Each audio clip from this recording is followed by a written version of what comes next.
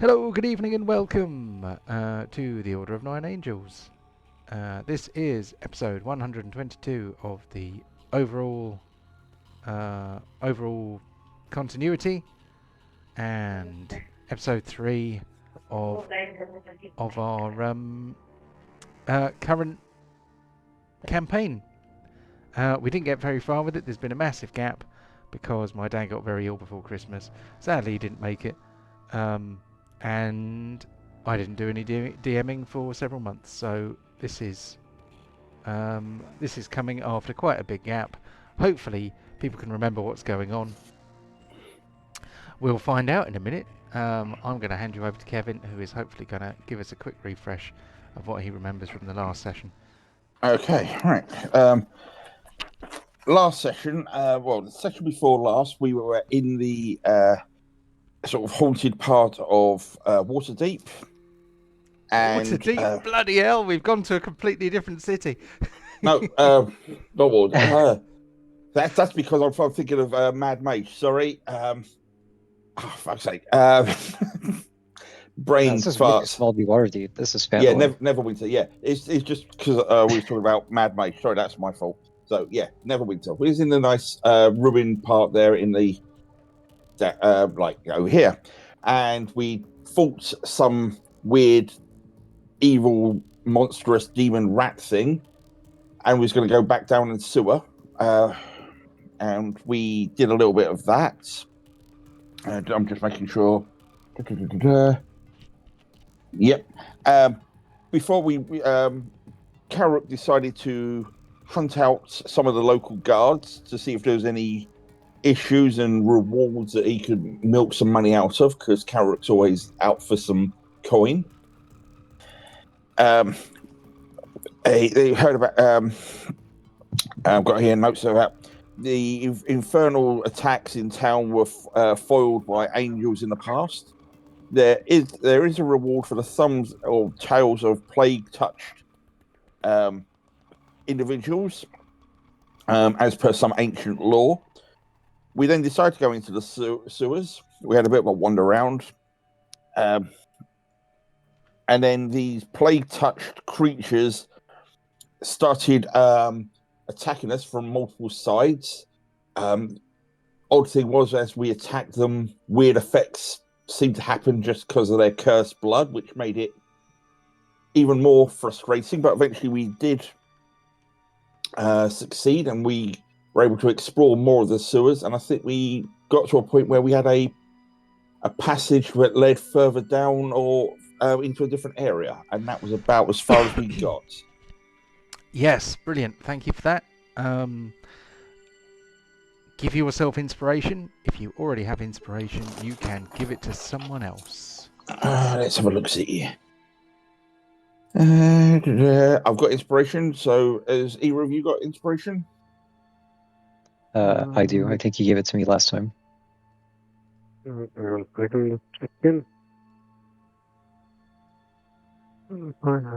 I don't. Okay, Carrot, you can have an inspiration. Thank you. Very good. So everyone's got inspiration. That'll be useful. So having battled your way through a sewer below the streets of the Arcanists' quarter, and fighting horrendous creatures that functionally are a bit like ghouls. They're kind of flesh-eating, terrifying creatures, but they, if you recall, kind of shouted at you in kind of broken and twisted voices, help me and that sort of thing. These were living creatures rather than undead creatures. They had been twisted by the magic of the spell plague, which was actually released by the eruption of a local volcano. As you learned some of the history of the Arcanist Quarter in previous sessions, I think. If not, I've just inappropriately given you some lore, but it it won't matter.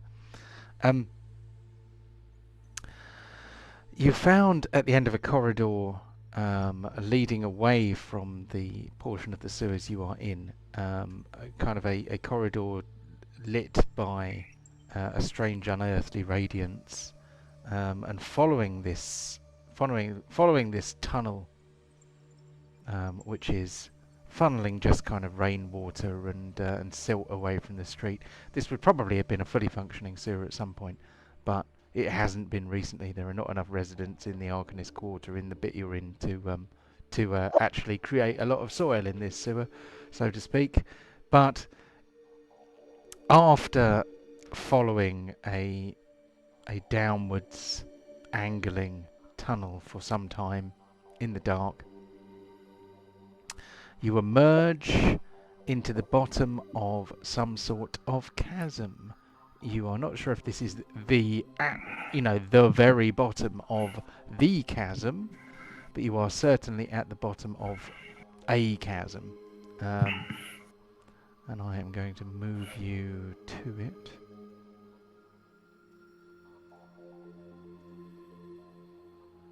There's lots of dust in the air, and also you notice most of them kind of below the edge of the rift, if you like. There are kind of islands of earth floating about that probably would have formed the ground before this rift opened up in the city.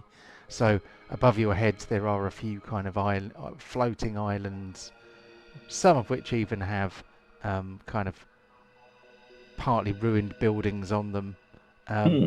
You can't at the moment see any obvious signs of life, but at the other end of this chasm, which is pretty dark, you can see dimly shadowed some kind of entrance way. This appears to be some sort of promenade with pillars on either side, all broken, leading to some sort of building. It looks to you like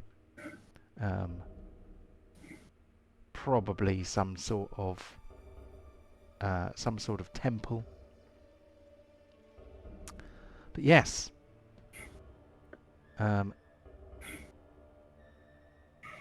would you like to investigate further? Nah, let's turn around. Yeah, turn around and go home. We've had enough of this rubbish.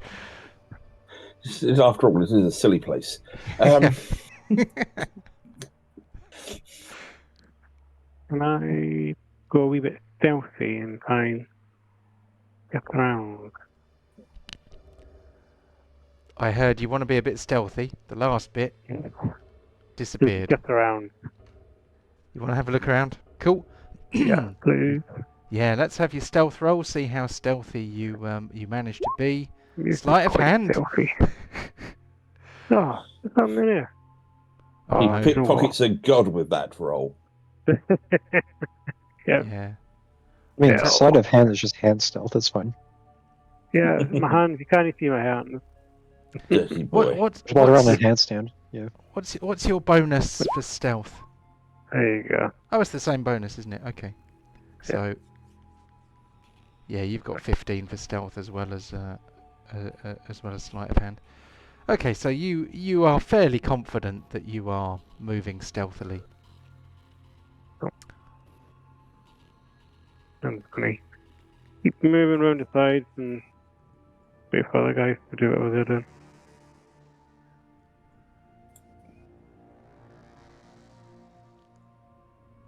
Anyone else coming up?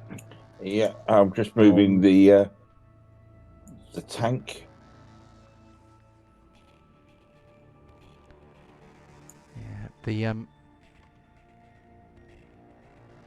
chasm is eerily quiet.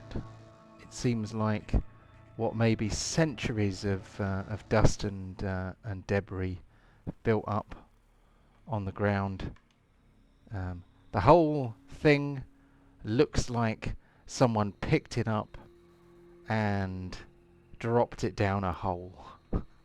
which, as far as you know, is pretty much what happened to it. Okay, well, I'm gonna hang around where I'm in for everyone. Cool. How high up is the ceiling in this area?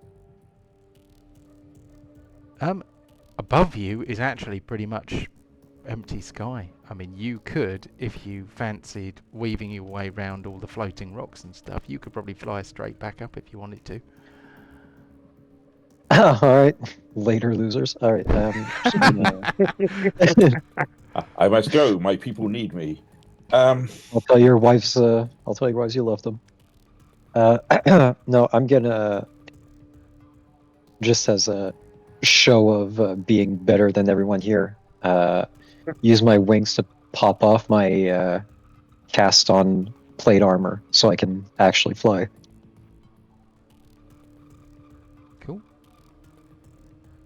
So let's take off the plate.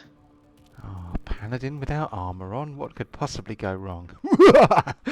The Paladin with a strength score of 25, I wonder. the newest version that they're showing in Unearthed Arcana is basically almost like a dex-based paladin, which looks like it because it's I think it uses Constitution and Wisdom or something like that for an AC bonus, a bit like so. Monk. It's like it's similar sort of thing. I can't remember exactly what it is, but it's Unearthed Arcana version at the moment. Is any of it horribly broken, like so much Unearthed Arcana is? I've only seen sort of the bullet points. I don't think anything was immediately filthy, but it also depends on what kind of person you are and how much you want to lean on things.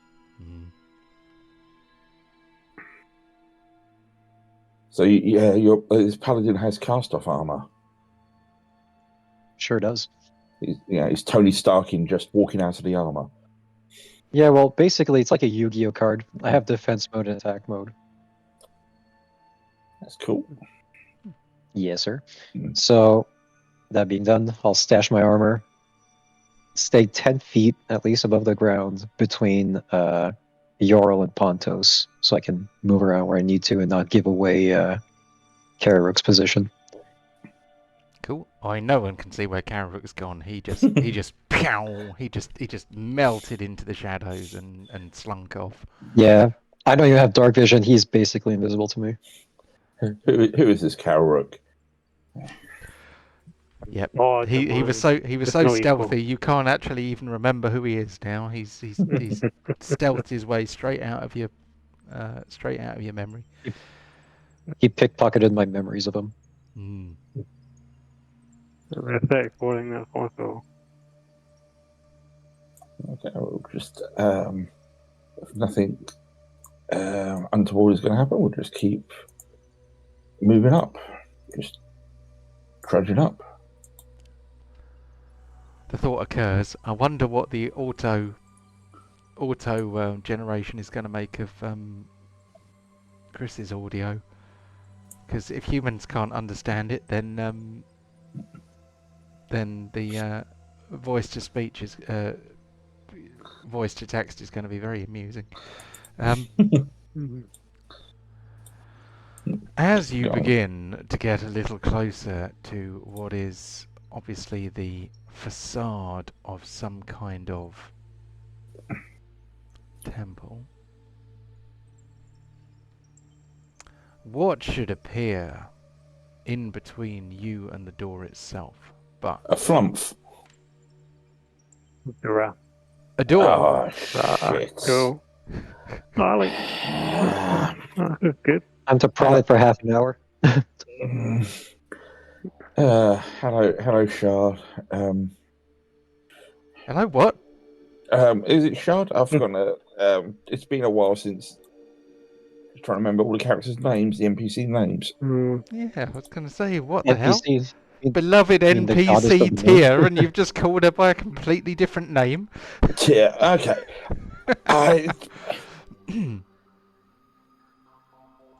Yeah, but at least I recognise the door, just not the name. Give me half there. This is, of course, your good and dear friend, Tia the Succubus. She floats out of her door, which just kind of recedes back into the ether, and she sort of floats out. She looks a bit bored, you know. She kind of puts her hand over her mouth and goes, "Oh, hello." And then she leans back. She's floating in the air as if completely weightless, and reclines as if as she might if she was laying on a chaise longue, and her tail flicks backwards and forwards a bit lazily. And she says, "Oh, what are you up to?" I think I'm not sure if Yorl has had much interaction with Tyr, but Pontus definitely would have. So he's just going to walk up. Can't see her on the map. Oh, have I put her on the wrong layer? I put her on the wrong blimmin' layer, that's why. There she is. Okay, we'll just go over this way. I'm staying stealthy and walking up behind her. Mm-hmm. Oh, what's her passive perception? Not good enough to spot someone who's got 35 stealth at the moment. Do you interact with her in any way? What's that? Simply tap her on the shoulder. She Like, she kind of goes, Kararuk, if I was not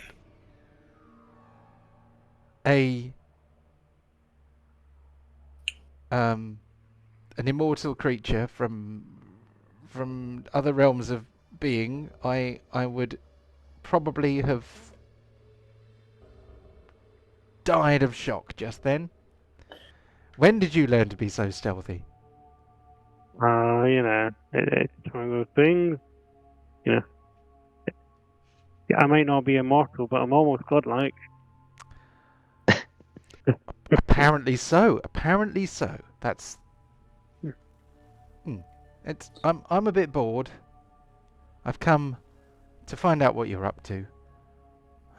Wondered if you wanted to go shopping. Do you want to go shopping? I like shopping. Miss Tyr, there's many shops and facilities above in the city above. We were exploring down here. There seems to be some strange creatures and also a potential shrine to the old god of magic down here. Well, I mean, you've been shopping in all the wrong places. If you want something really unique, or dare I say forbidden, there's only one merchant worth your time. She's a bit disappointed that you're not more excited about the idea of shopping. Well, yeah, I thought you were just referring about some simple scrolls or even items of clothing. If you on about forbidden lore, are you? Oh, absolutely. She kind of opens the palm of her hand, and floating above her hand, rotating slowly, appears what looks like a brass key, but with some, slightly jarred. And it is glowing ever so faintly, as if embers are smouldering just beneath the surface of the metal out of sight. This is a key to realms most mortals dare not tread. Are you interested? I am, yeah. I believe you've piqued my interest. A realm such as this would be fascinating. Oh, well. This key will open a door to the Devil's Emporium, where my dear friend Malsifer Dreadbane presides over wonders and wickedness alike. Malsifer runs a special shop. He deals in wares not bound by your quaint little reality. But Who was the owner? Malsifer is his name. Mal for short. I mean, if he lets you call him that. I was just trying to write it down. Ah. I will drop it in the chat for you. Just in case. There we go. Devil's Emporium, yes. He deals in wares not bound by your quaint little reality. But he doesn't just sell trinkets. He trades in opportunity, desire, and let's say costs beyond gold. He's delightful, I promise, if you can afford him. Would you like to meet him? You look like you could do with a bit of a rest. You know, maybe a quick visit. I am definitely curious, though I am wary of what these costs may be, but knowledge always can have a price, so please, what was it? Quillark, would you like to join us? Of course. Splendid! Lead the way. I will show you what you need to do. So, the Devil's Emporium exists in a pocket dimension. It's a bit like my pocket dimension, but it's a tiny bit more exclusive. So, you need this key, first of all. I've got this key. I will let you borrow it. And there is just a tiny little ritual. So, what you need is a door. I'll let you borrow my door for the purposes of this exercise, but you could do this with any door. When I say a door, it needs to be a physical door, not just a portal. So you see that temple behind us, which is just completely open there, doors missing. You couldn't do it there, but if you had a door, you could turn it into a portal to the Devil's Emporium. Make sense?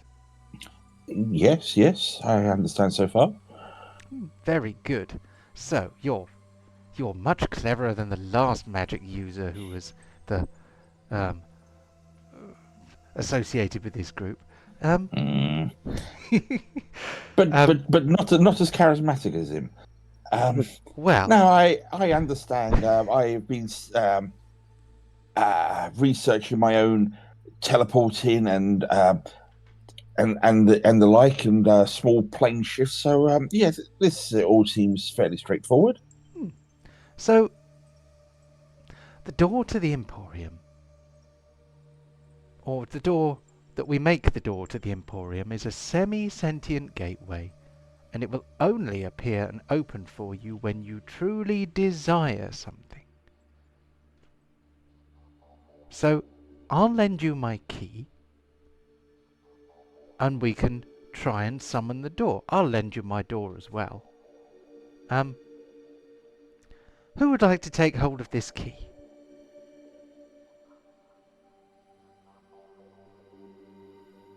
Yeah, I'll take it if no one. Yeah, that's fine. Okay, so she puts her hand, she holds her hand out kind of towards Kararuk, and kind of blows on it gently, and it floats towards Kararuk's hand. Do you take it in your hand? I do indeed. Okay, you are holding this brass key. It feels quite warm to the touch. And I could have sworn I closed that down, and that's just going to continue to do that, isn't it? Oh, go away, WhatsApp. Okay. So Kararuk takes the key, warm to the touch, in his hand. I was kind of hoping it would be you, Kararuk. Okay, yeah. So, what we need to do is get some powdered obsidian, and I've got some of that too. bit of sulphur, and just a teeny weeny little bit of blood.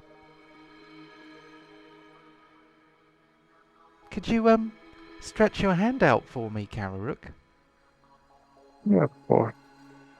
Okay, so as you proffer your palm to her, with the speed of a striking cobra, she rakes her blood-red and very sharp nails across the palm of your hand, drawing blood. It does you 1 point of damage, but only one. Okay. She says, "You'll need that too." So, here's the door. The door pops up behind you. So, sprinkle that obsidian around the door, and then paint some of that blood around the door jamb, and then repeat after me. She sniggers a little bit. No place like home. No place like home. So, and remember, you have to persuade the door to open for you. You have to think about something that you really want. For example, your desire to meet Malsiva Dreadbane. That'd probably be the most appropriate thing, but, you know, any strong desire can bring the door. But there are some magic words. Yes? Are you up for some magic words, Kararuk? Yes, of course. Okay. What are these magic words? These magic words are... She looks like she's thinking about it. Through shadows and fire galore, we seek the Devil's Emporium. Fire and gore. We seek the Devil's Emporium. Not quite, not quite. Try again. You must speak very, very clearly. Through shadows and fire galore, we seek the Devil's Emporium. Wait a second. So, through fire and shadows, Galorium. Maybe you should let Yorl do it. Yeah, Laura, you go for it. I'm trying to save. Speak clearly, he says to do with the fucked up mic.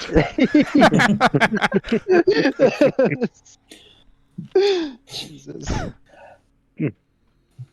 I believe you were saying through fire and shadows galore, idiom, we seek the Devil's Emporium.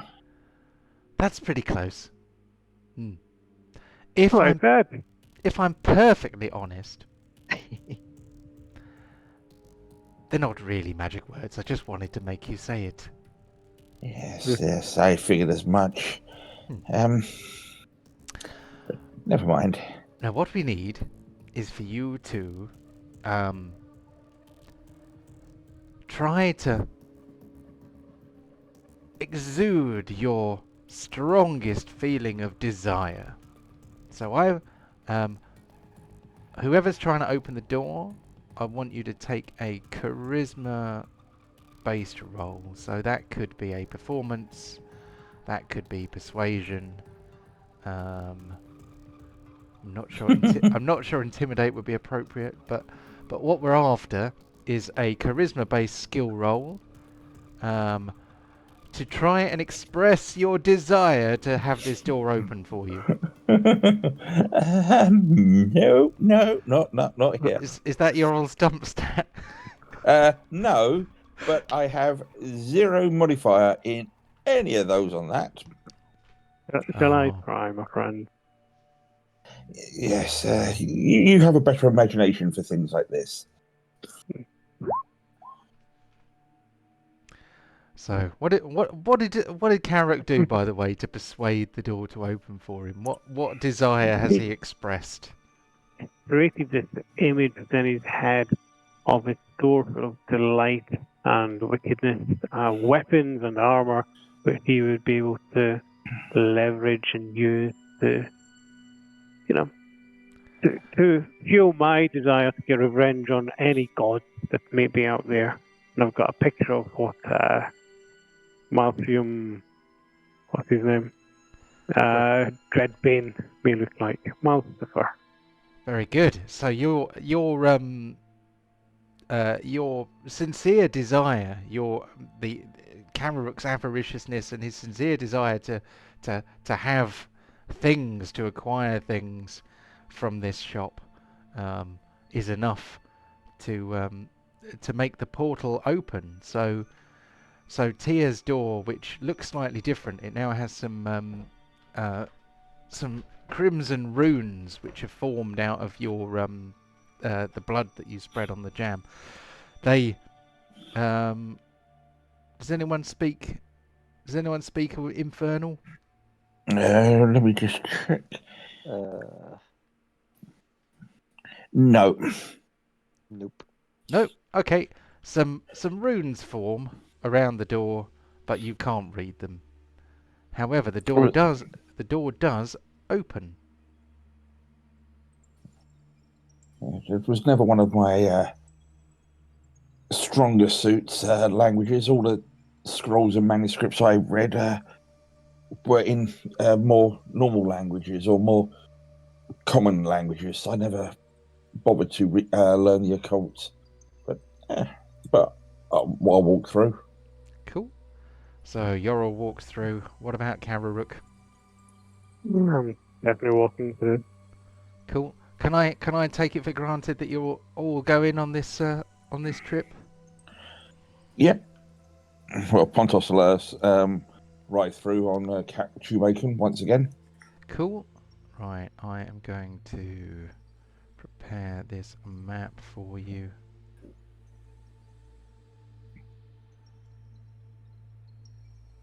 Dun, dun, dun, dun, dun. Who am I missing? Oh yeah, Pontos and Chewbacon. Here we go.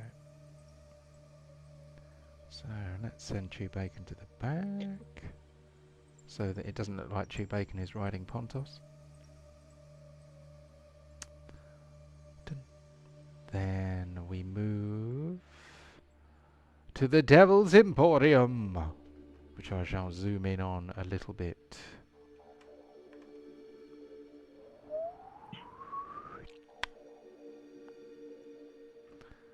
So, where's my handout gone? It's here. Inside, a room, you see this man. He is a smartly dressed, fiendish-looking gentleman, wearing black and red. Perfectly trustworthy. He says, "Welcome to the Devil's Emporium, where the eerie and the enigmatic converge in a haunting dance of antiquity. How can I help you? My name is Malcifer Dreadbane." Good day. Good day. This is our first time here. Our associate here recommended we see your wares. What do you have to offer? Oh, very, very good. Thank you, Tyr. It's always lovely to meet new friends. Tyr blushes a little bit. Let me describe this room to you.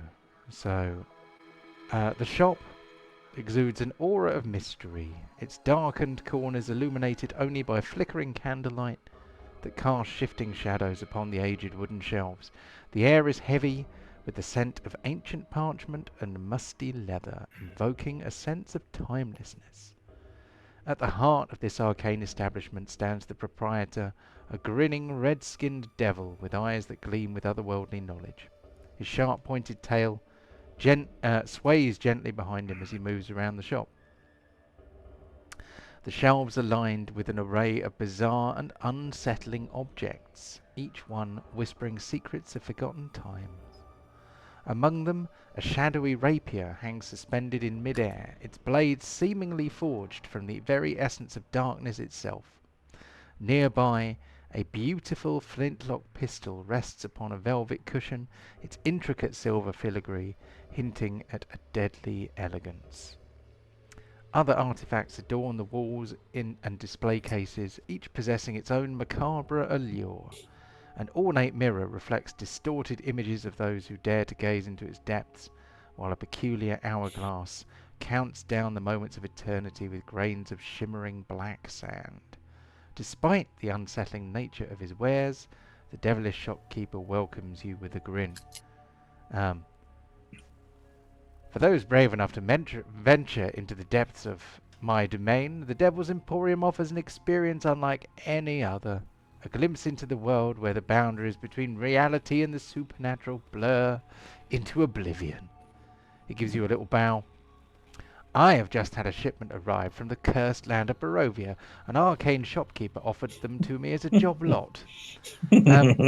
I've not fully inventoried them yet. Shall we take a look together?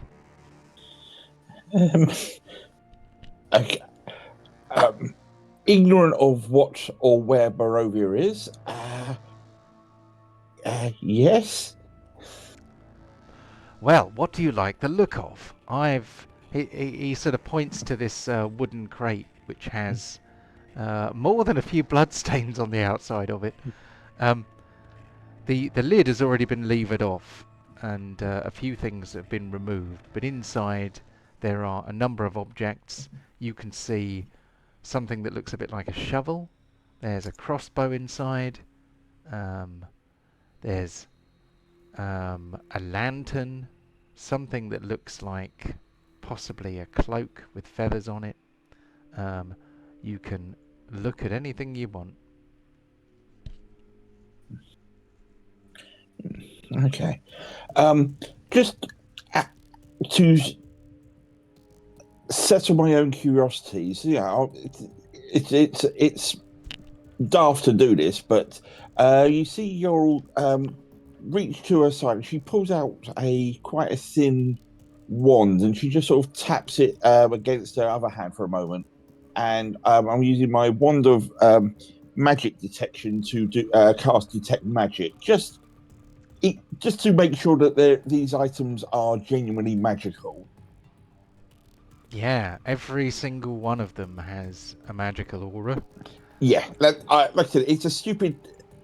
In a place like this, it would be more than likely, but just to settle her own curiosity, she sort of just does that to cast detect magic, just to sort of assure herself that this is genuine. Mousifer's eye twinkles when he sees what you do, and he says, "Oh, do you doubt me? Please come, take a look at these wonderful items here." It's not a question of doubting; it's just reassuring. I hope you understand. Oh, of course I do. Mm-hmm. Yeah. So I've made a list of the items that you listed during all of that. Is that what is on offer, or is it more open? John, just checking with you. There are a few more things than I mentioned, Mhm. but there are loads of things here. So Yes. so I have some specific things which you can definitely look at, Mhm. but there may be other things. Yes. I think one of the first things probably catch my eye would be the mirror for Yorl. Ah, okay. So, oh, you have a very fine eye, miss. Look at that mirror, yes. See how it contorts your features. Quite hideous. Is that all it does? Is it just a simple illusion? Well, I believe so. It is a rather simple thing. But, if one were to gaze into it every day, I think eventually one would go quite mad. Um, Is that something that would interest you? I don't think so. I was just curious. It like something like that. It just caught my attention. Pity. There's not enough madness in the world. Uh, I don't know. I don't know. I've seen quite a bit of it. I mean, I suppose it might do other things. But Hmm. it would certainly drive you mad, though, given time. It's, You could buy it for one of your enemies and they could go mad instead. it is a possibility of if they wanted a long, drawn-out torture like that, but I prefer a simple fireball to sort most situations out like that. Ah, you and I are of a like mind in this. Fire is an excellent cleanser. If you either of you can't remember what was listed, I got them written down. If you need reminders. Does anyone Yeah. show an interest in any of the things mentioned? I have a look at the crossbow and the cloak with feathers. Yes. So, Mouseford says, I see our roguish friend here also has an excellent eye. This crossbow here, he pulls it out and he takes out a red silk handkerchief with lace edging and uses it to deftly flick some dust off of it. This crossbow is known as the Shadow Fang. You see this inlay here, slightly tarnished silver. You could probably put a little bit of a shine on it, but I don't think that would be your thing really, though, shining the silver. You'd probably be more likely to put ash on it so it doesn't shine, I would think. But yes, this is very much something for you, I think.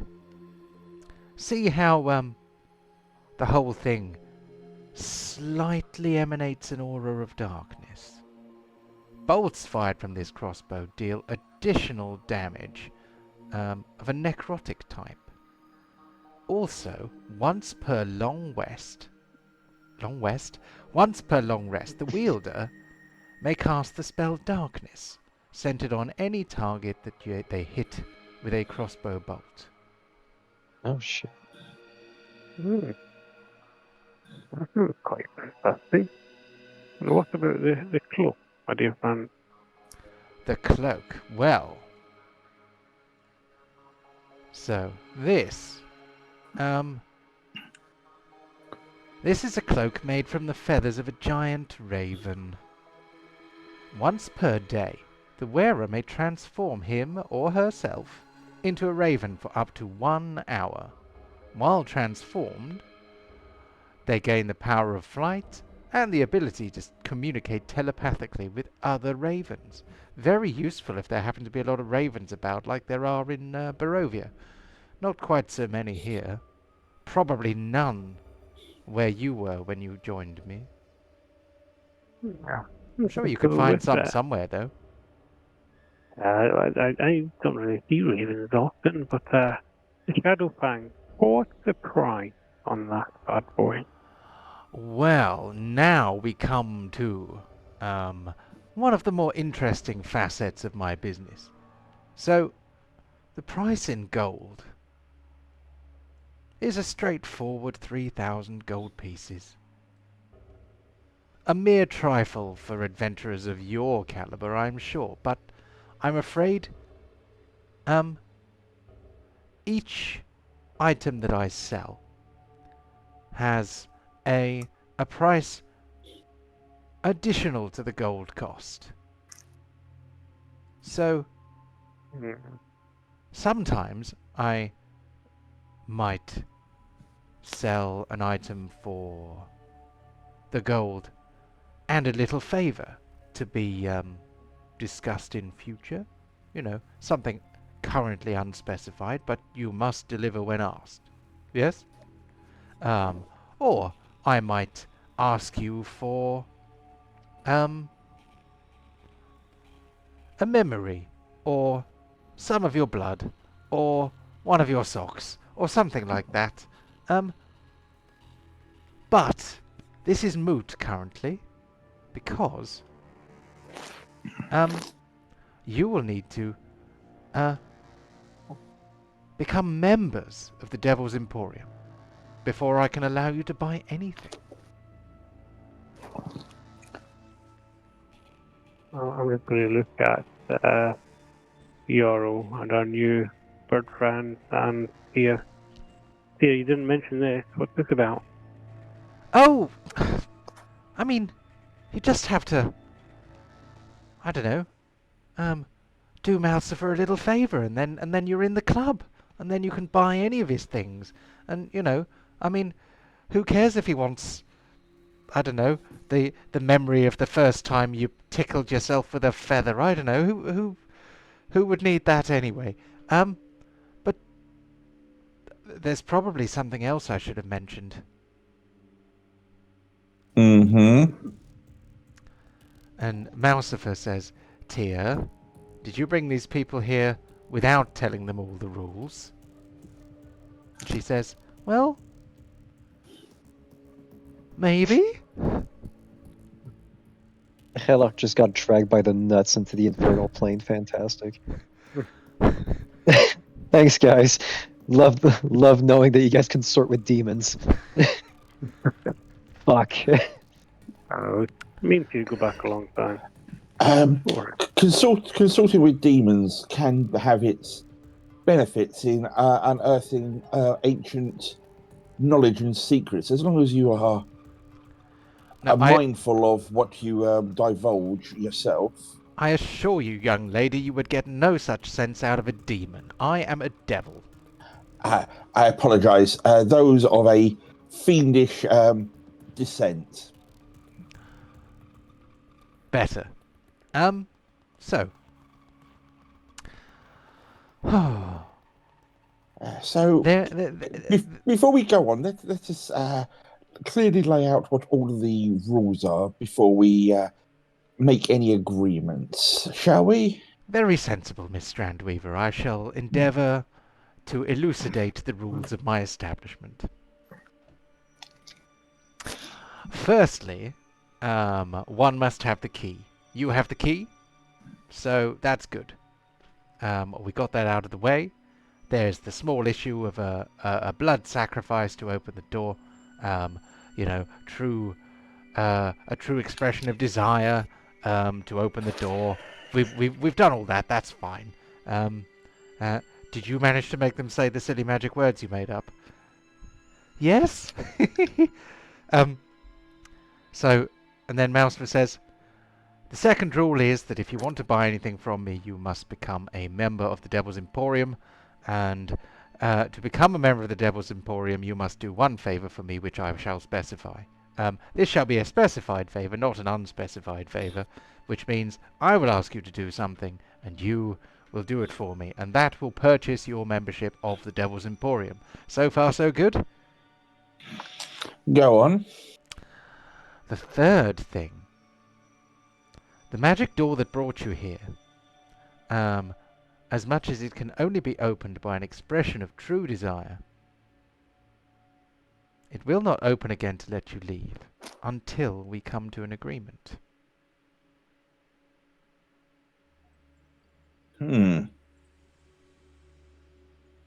So if we shake hands and agree upon a favour or a purchase in future, then the door will let you go. If we cannot come to an agreement, then I do have a spare bedroom. You know what?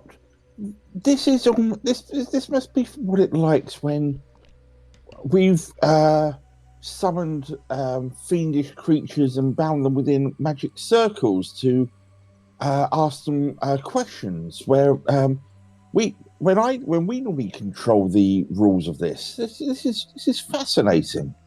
Yes, on the I other think side so. of this. Yes, but there are many wonderful things here that will give you hours and hours of pleasure. All we really need to do is come up with some kind of favour for you to do me, so that I can make you members of the Emporium. I could even try and make it something related to your current quest, so that it need not take you off on some kind of, Distraction. segue. Distraction. Right. I'm being very careful here in my words, that I'm not agreeing to anything without fully understanding the terms. What would you have in mind as this favour to become a member of your establishment? Right. Well, the place where you just came from. That charming little chasm. There's a temple there. You were not far from the front door. This is the Cathedral of Mystra. It was pitched down into the rift when the earth sundered, when Mount Houtenau exploded and erupted some time ago. So we were getting close. This is good. It is heavily suffused with magic. It is absolutely radiant with wild magical energy. Quite dangerous. Probably not to adventurers like you. But quite dangerous. Inside is a creature. I cannot see it. It is hidden. I'm not entirely sure what kind of creature it is, but it is some sort of guardian. I would like you to go and dispatch that creature and bring me back a fitting trophy. Maybe something that I can make a magical item out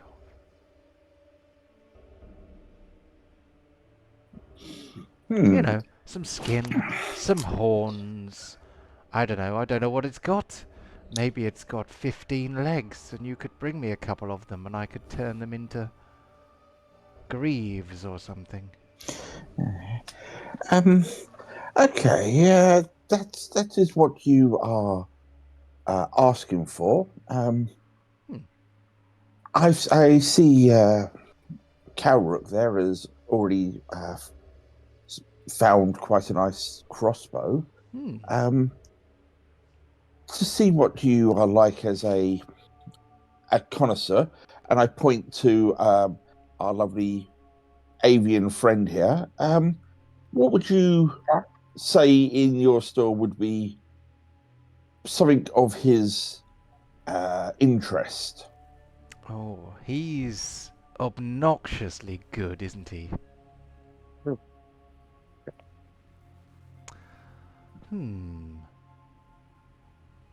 Well, how about this?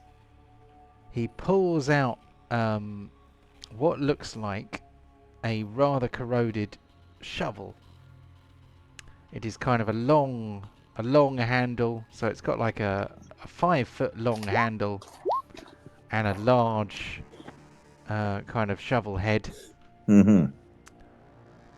This is the Gravedigger's shovel. It is imbued with the power to control undead. The wielder can command undead creatures within 60 feet, as if they were under the effects of the Command Undead spell. Also, despite the fact that it looks a bit corroded, it has a very sharp edge and doubles as a battle axe. Well, damn. What do you think? Is it a bit gruesome for your tastes?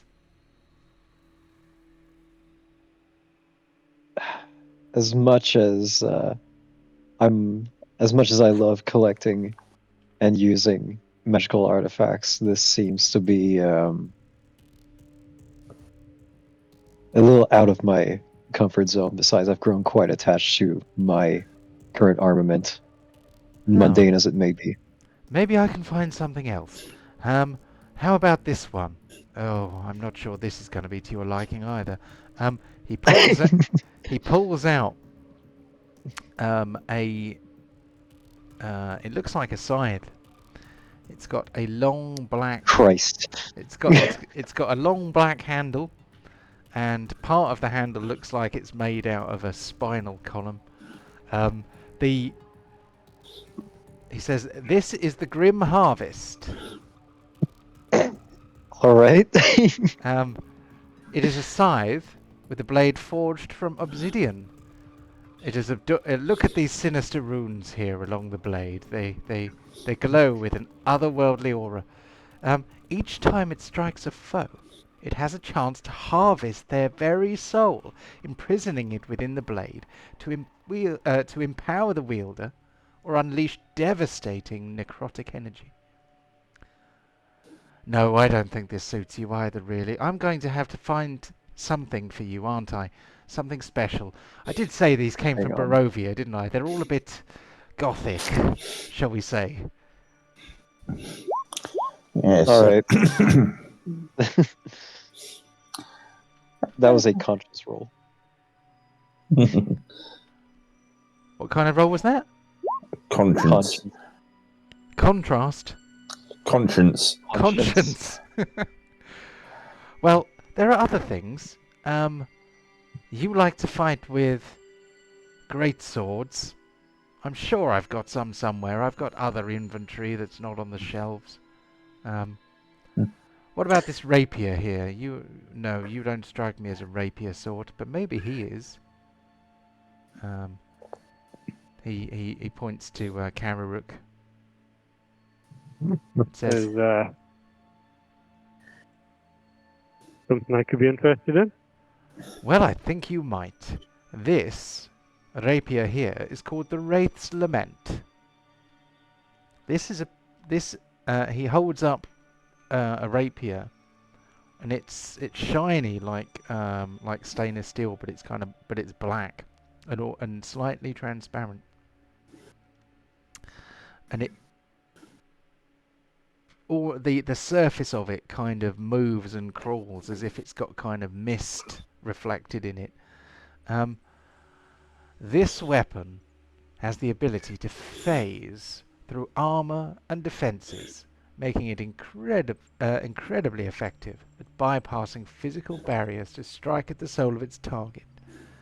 Functionally, you might say, it ignores armor. Cool.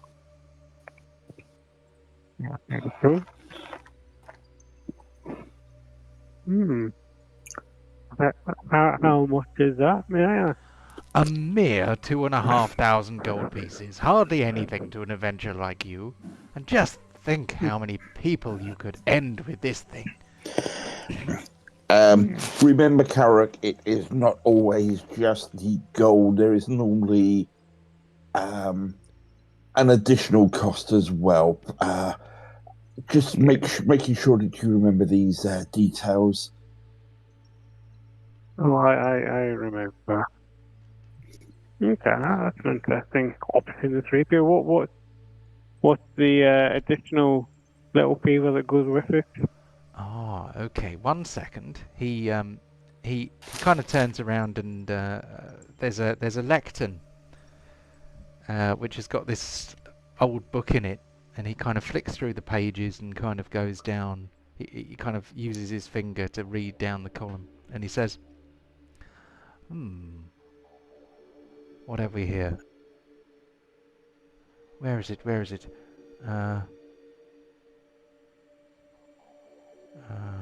Wraith's Lament, here it is. So, the additional price for the Wraith's Lament is... Oh. Right. Yes, you must, to purchase the Wraith's Lament, you must make a little girl cry and bring me one of her tears.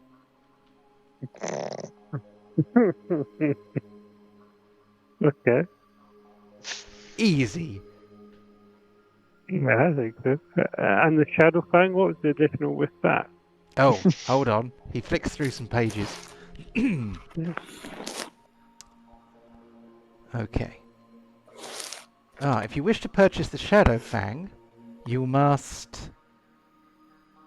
Oh. How amusing. You must strike someone dear to you hard across the face. And then laugh. Okay. Mhm. That sounds like a good one. Yes, someone you care about. Looking at it here in Pontos to make him. Yeah. You're Pontos is looking at that crossbow now, himself smiling. Yeah, who he could slap and laugh at. Mm. Mousefur, Yes. this hourglass. I'm sort of listening to everything else. Just curious about this now. I'm not a weapons kind of person. I'm sure you can ascertain that now, but things of the more interesting arcana, sort of my area of interest. So that's why I was asking about the mirror earlier. Well, the hourglass. There are some that say it allows one to interfere with the flow of time, possibly even travelling through time. Briefly. Or for more powerful magic users, perhaps not quite so briefly. Okay, and what would be the monetary and additional cost for such a item like this? Well, this is definitely one of the more powerful magical artifacts here. Indeed. I would say this one is probably... The GM was not expecting you to show interest in this one. As a wizard, I'm looking at the quirky items, not like, oh, here's a flintlock. Yeah. What's a wizard going to look at the gun for? Yeah, exactly. Okay. So he says this one is 9,000 gold pieces. The additional cost. Hold on. Let me have a quick look. The sands of... I'm not even sure how to pronounce that word. Maybe I'll have worked it out when you come back. Yes. The hourglass. You must...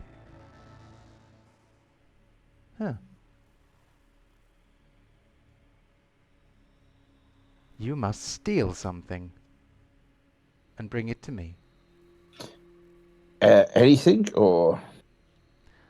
The most important thing is that it must belong to someone else, and you must permanently deprive them of it. If they give it to you, it doesn't count. You have to steal it.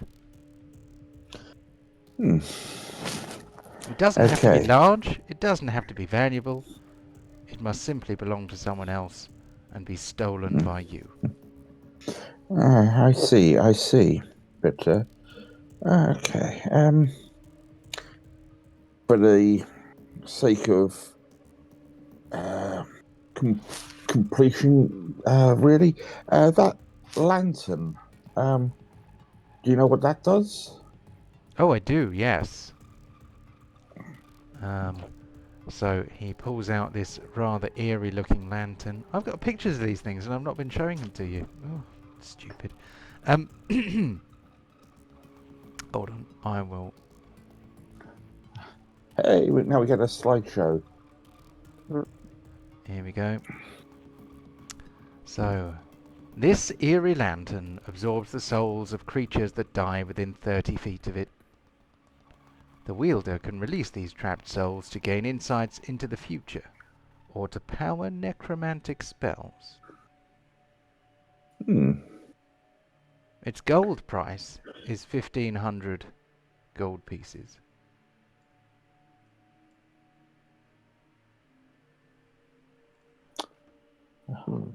Interesting. Just realized that my oath wouldn't be broken by any of these. Good to know. Would be. Would not be. Huh?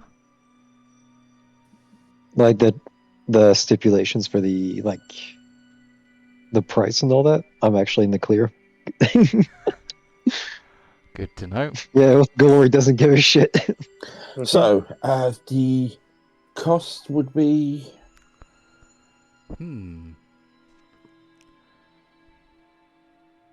Oh, it's merely a trifle, I'm sure. Let me look in the book. So he goes to look in the book, and the GM has to think of another slightly naughty thing for you to do. Okay. Don't worry, I'm writing these down so you don't have to think of them again. Thank goodness. Okay. He says, oh. Okay. Yes. You must trip up a stranger. They have to fall over. You know, they don't have to break their neck or skin their knees or anything, but yes, you must fully trip someone over. Okay. Well, these are definitely things we can think about. As you've already established, we couldn't currently buy these even if we wanted to, as not being a member. No, about that. Yes. All you need do is return to the place where you came from. Enter into the cathedral and defeat the guardian creature within. I'm sure it's nothing to adventurers of your caliber. I'm assuming, because we came here using Tier's key, that if we agreed and became a member, we would have our own key to the Emporium if we so wished. Of course. Okay, I'm just making sure I fully establish the rules of everything. Yes, you shall have the key, which is a mere token. It is your desire that shall open the door.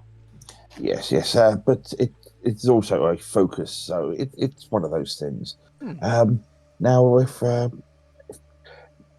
just to make, we'll just have a moment between ourselves to discuss if how we wish to proceed with all of this.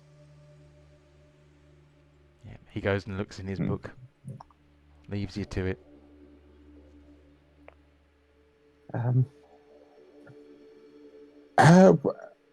Carrick, how do you feel about the terms? Oh, hello. Pretty. Ooh. I quite like the crossbow. I do have other weapons, but the rapier looks great. But the question is, do we want to do a deal with the devil?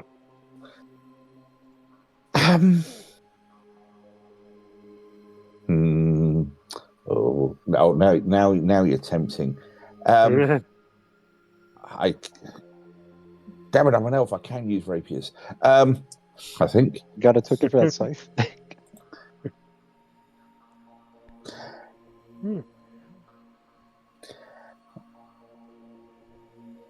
Ooh.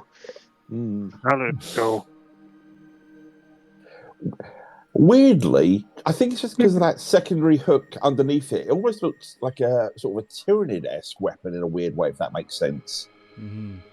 Yeah, it looks forged out of a xenomorph back.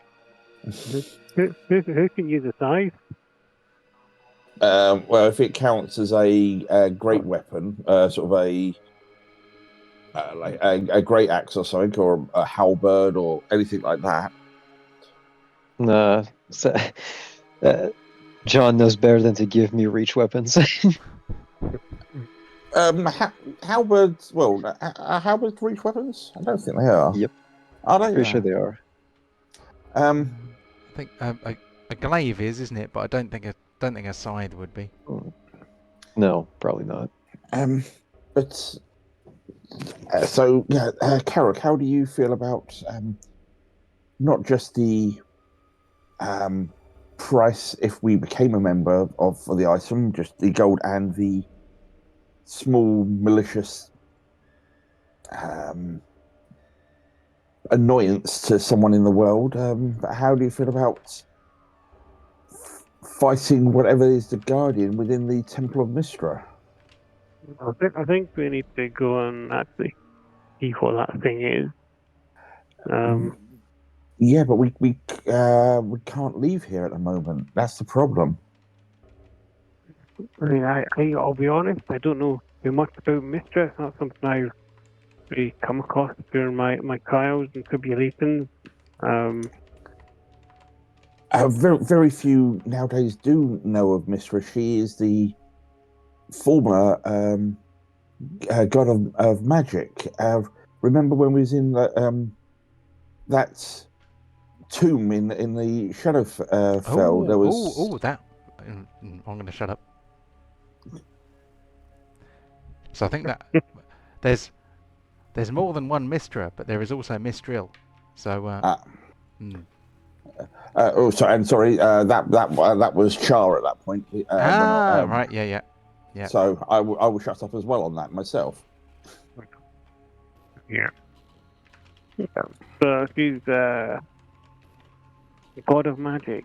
Is she a strong god? Is she someone we can kill? She's in the most basic term, the goddess of. I think she's a goddess. I think mistress, magic, but yeah, of hidden knowledge and secrets. So in that way, as you can understand, that is why, while not an out and out believer, I definitely pay homage to that entity. How do you feel about attacking her? Well, attacking the temple? It's not attacking the temple. There is something within. It could be seen. It could be desecrating it for all I know at this time. It could be a test that only those that have enough skill and knowledge that can defeat it can then gain further knowledge. It's hard to tell. The gods can sometimes play these kind of games. Even if you think you're working against them, they're actually testing you. There are so many tales and scriptures of all these things. It's hard to know. What about you, Krelak? Is it Krelak? I've forgotten how you pronounce it now.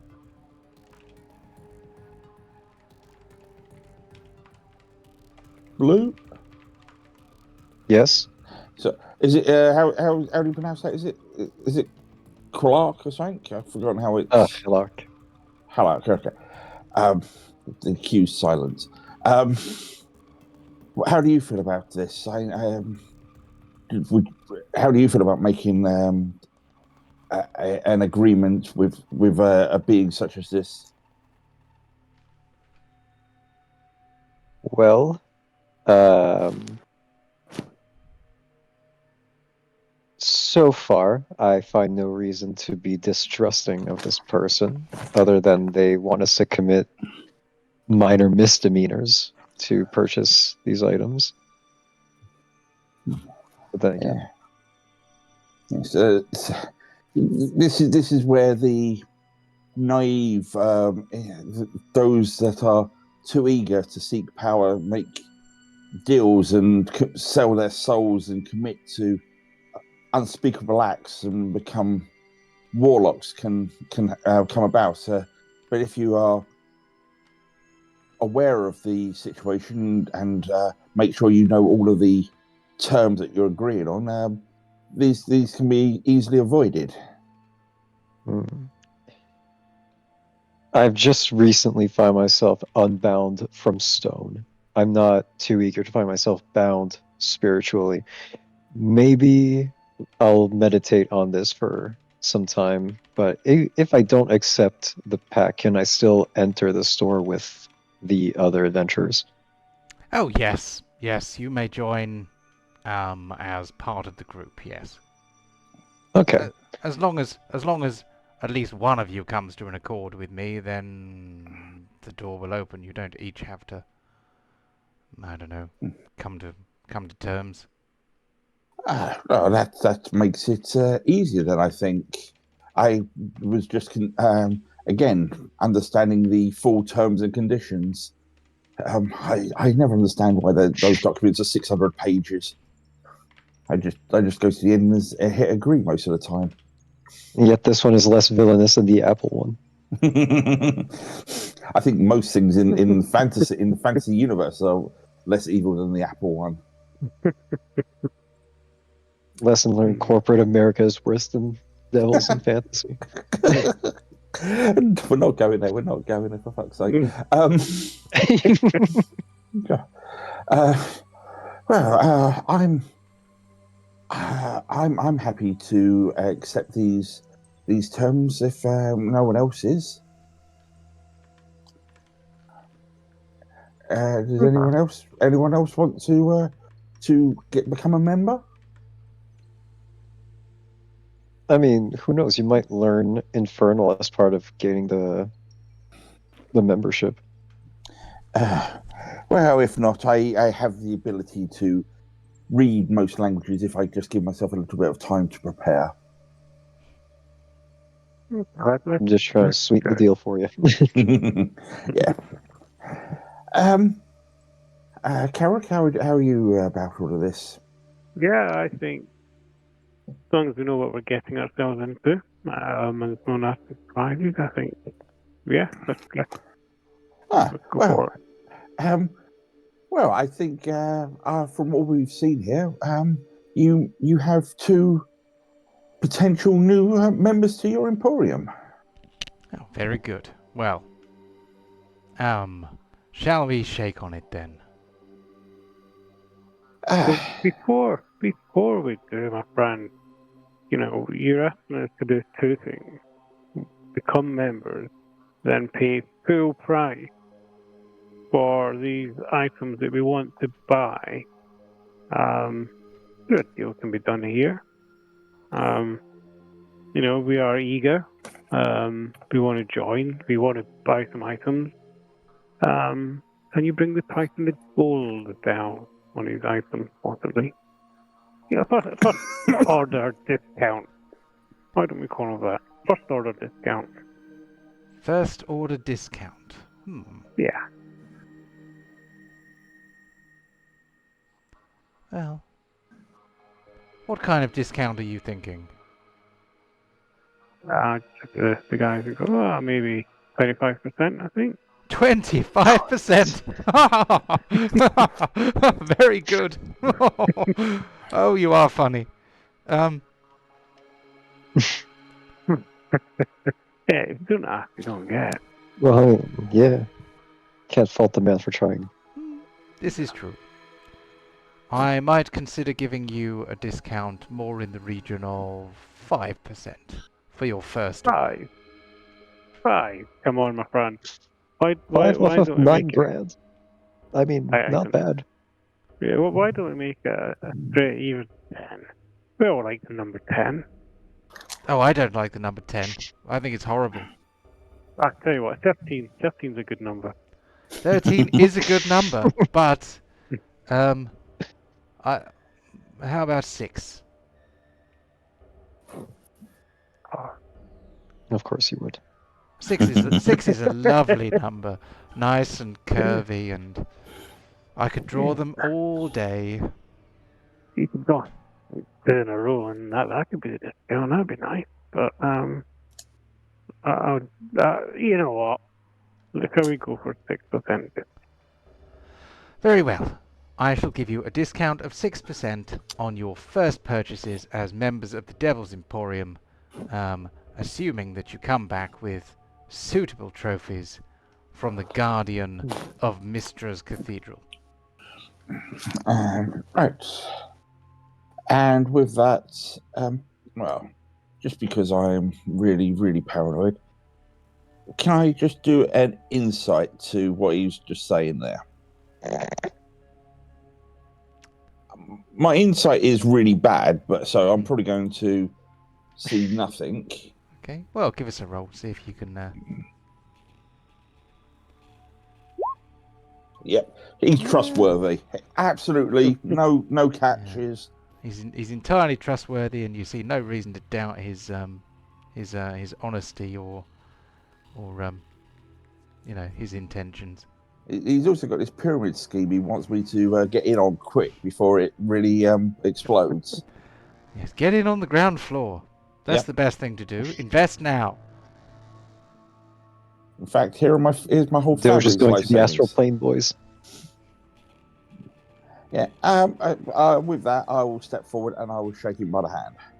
Cool. He reaches out. His hands are kind of a deep reddish colour, and he's got long, black, pointy fingernails. His hand is quite hot to the touch, but he shakes your hand delicately. Doesn't do you any harm. As your skin touches, you feel this slight arcane jolt, as if the act of coming to an agreement has had some kind of magical effect. Seal. Mm-hmm.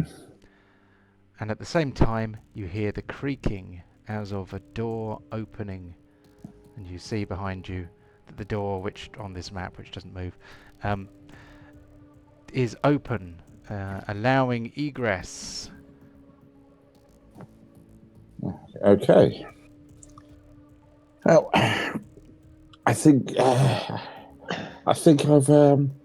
allowed us to leave, so we have a little favour to uphold.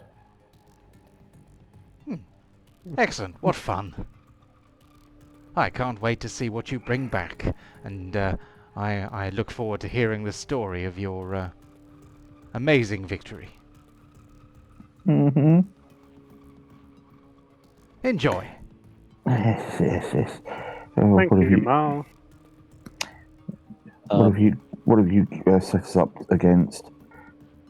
So I'm gonna move you back to the chasm.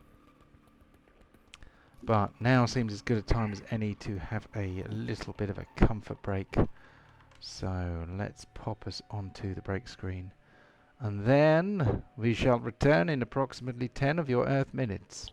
Okay. John, just out as we come back to here facing the temple, I will very quickly cast mage armor on myself. Cool.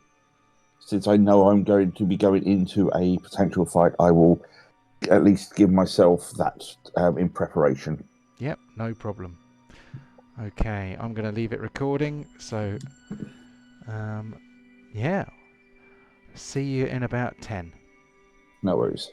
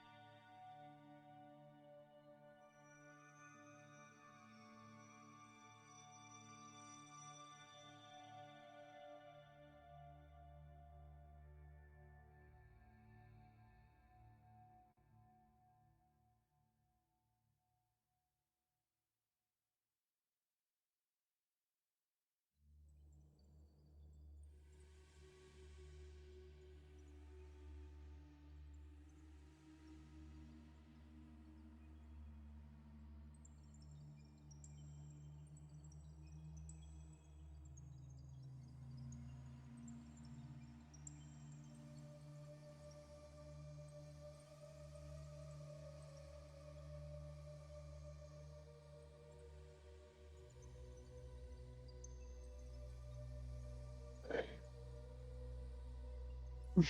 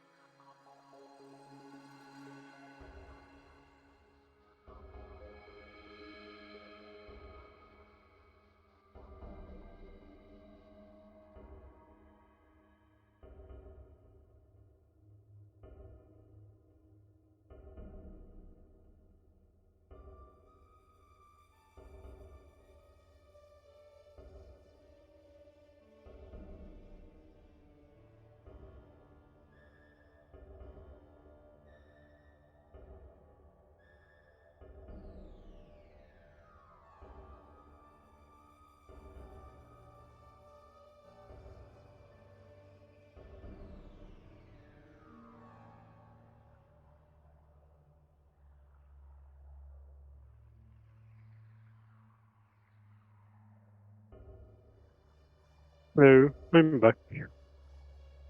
Hello. Hello. I just got back myself. Oh. How much Right. snow have you got?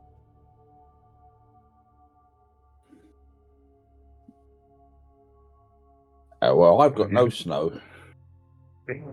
Oh, were you asking me what? Sorry, I didn't understand you. It it stopped snowing. Temperature's gonna go up a little bit tonight, and tomorrow it's gonna be ice city all over the place.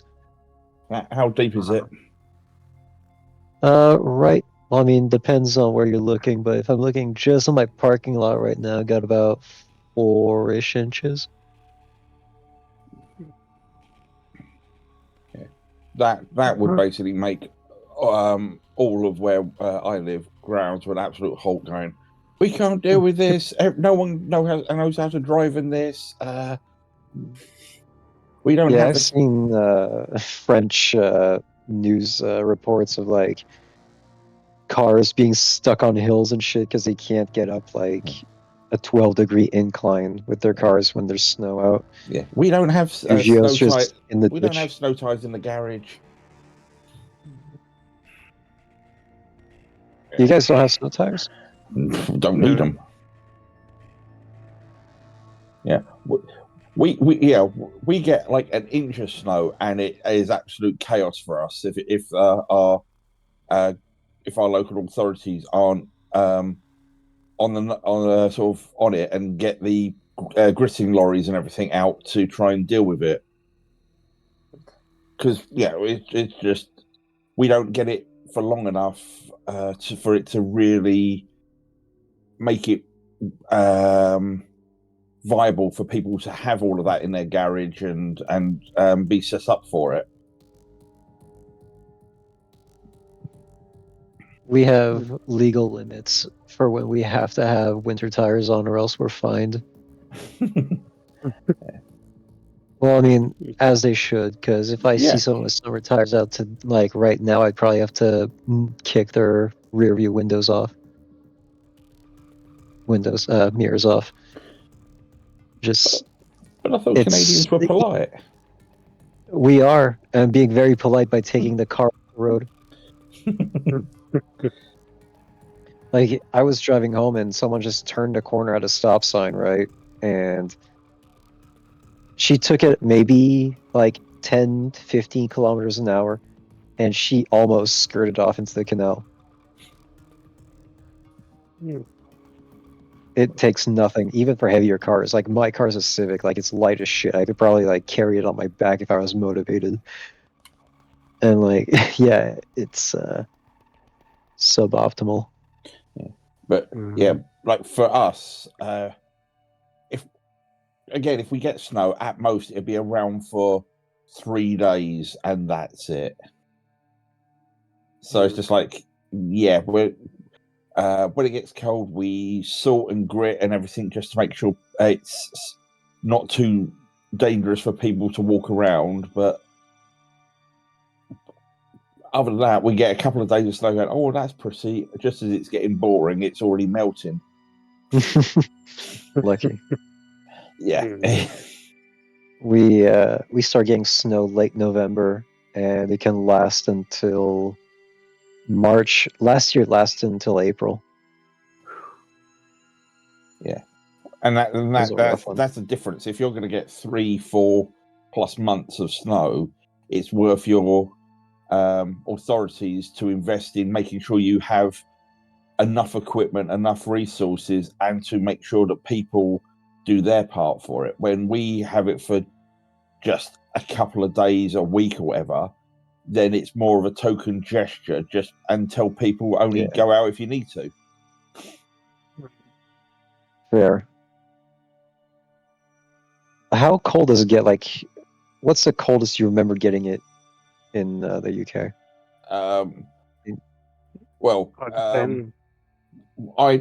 Where I am in the southeastern corner of the UK, it's I think -8, -10 Celsius. Oh, you sweet summer children. Yeah. So Scotland when I was younger went down to about -20. I remember that. Oof. That's cold. Respectably cold. Let me see if I can find that. But it's not often, and that's like, that's 2 a.m. kind of temperature. Yeah, during the day, it won't be down to that. No, I mean, I think normally Scotland it gets to about -8, -10, -11, so normally, but it does get a lot colder sometimes. But now I've actually slept out in -20 in a tent. Just a heads up. That was nice. Yeah, -20 feels like knives on your face. Yeah. We get today was I think -10, and yesterday was -25. What? I think I've had to work outside at a couple of -40s. Shit was rough. -40. Right. Yeah, -40. You need a couple breaks to go inside, or else you will die outside. Oh, dude, that reminds me. Is that centigrade or Fahrenheit? It better not be Fahrenheit. Celsius. Yeah, no, we're out here at minus 100 Kelvin just for fun. Um, Mm. yeah, no, a couple of years ago, a guy died right after his Christmas party. Like, he was at a Christmas party at his friend's place, goes outside drunk for whatever reason, never made it to his car, passed out in the snow and died.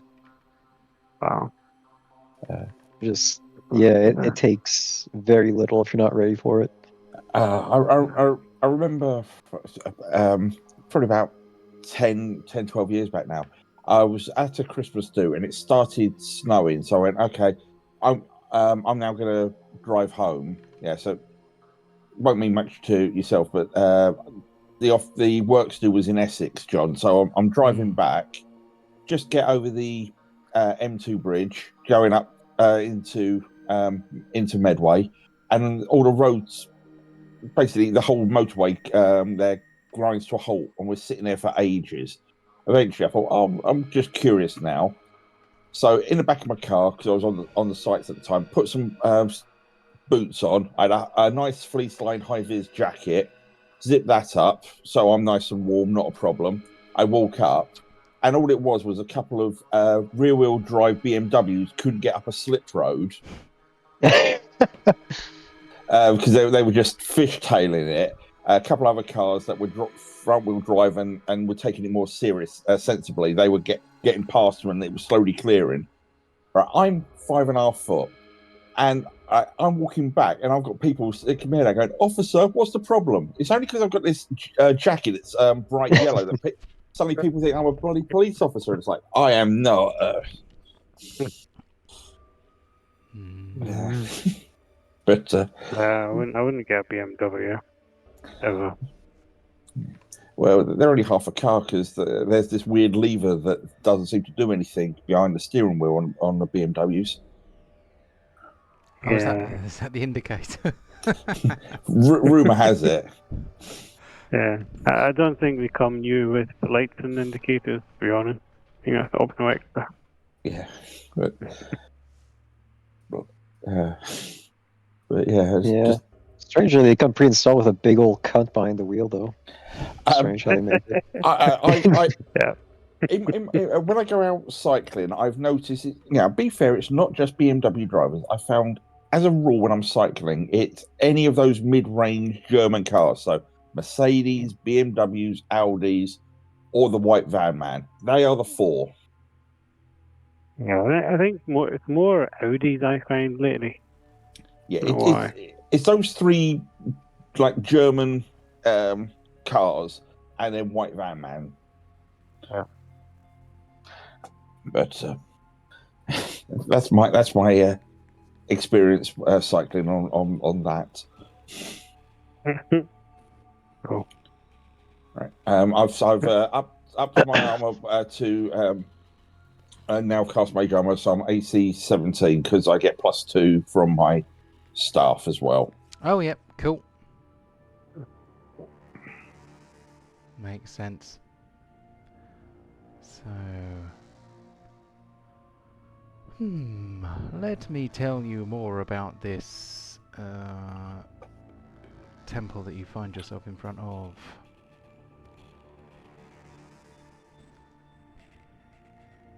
So, you might not see much from this battle map here, which was press ganged into service slightly earlier today. But yes, the exterior of this cathedral, it is awe-inspiring. You can see the remains of stained glass windows, which those that remain depict Mystra's teachings, and they shimmer with unnatural light, seemingly untouched by time. You can see along the pillars, not these ones here by the sides, but the ones right at the front, arcane symbols are kind of flickering across the stonework, appearing and disappearing, as if alive. And yeah, the structure itself It looks like it shouldn't still be standing, given the huge amount of damage that it must have sustained, having basically been dropped hundreds of feet down into this kind of crevasse. But it is still managing to stay up. Bits of it are disconnected.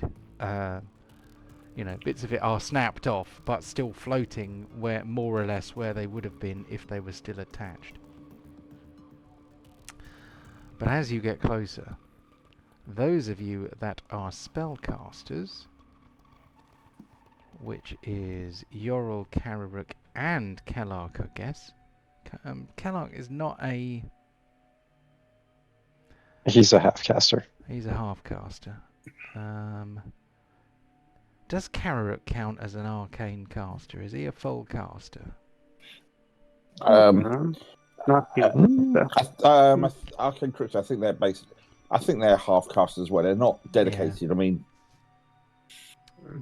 Yeah. I mean, okay. they're martial with magic. Is that it? Yeah. So Yorl, and to a lesser extent Kellark and Carrie, as you get closer, you begin to see lines of energy kind of moving around this structure. And to start with, it sort of seems quite subtle, but the closer you get, the more you realise that there's this amazingly intricate kind of web of energy, in all different colours. Your arcane sense kind of renders it almost as if it is like a rainbow coloured spider web, if you like, but not as organised as a spider web. It's going all over the place. It is almost like a tapestry made of shimmering lines of indescribable colours. Yorl, can I have an arcana roll, please? This place seems to be more magic than stone.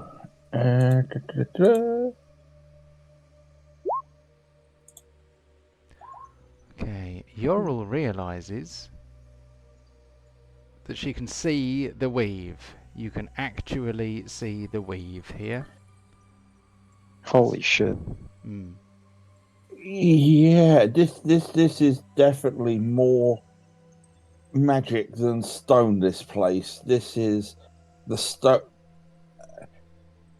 You know, like if you look at a brick wall, you see it's mostly brick with a little bit of mortar joining the bricks. This temple, the stone is the mortar. There is so much magic around here. Yeah.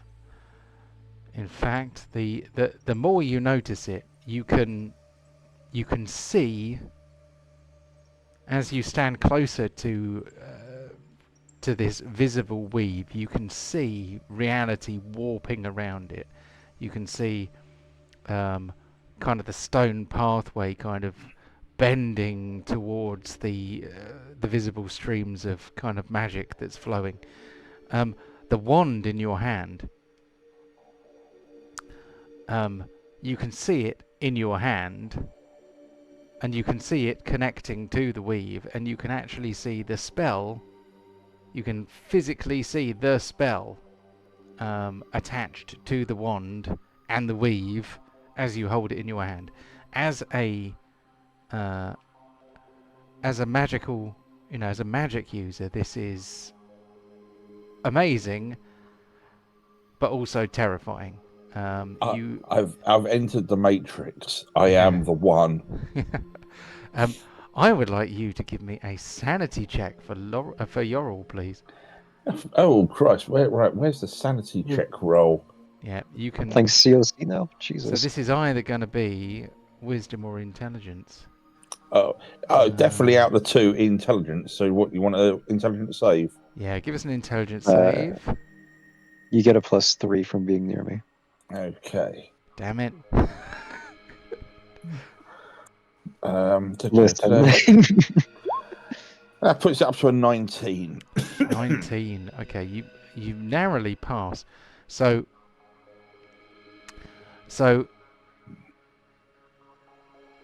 taking this in, Yorl is quite intelligent. She's able to kind of prevent herself from panicking as all these forces become actually visible and tangible to her.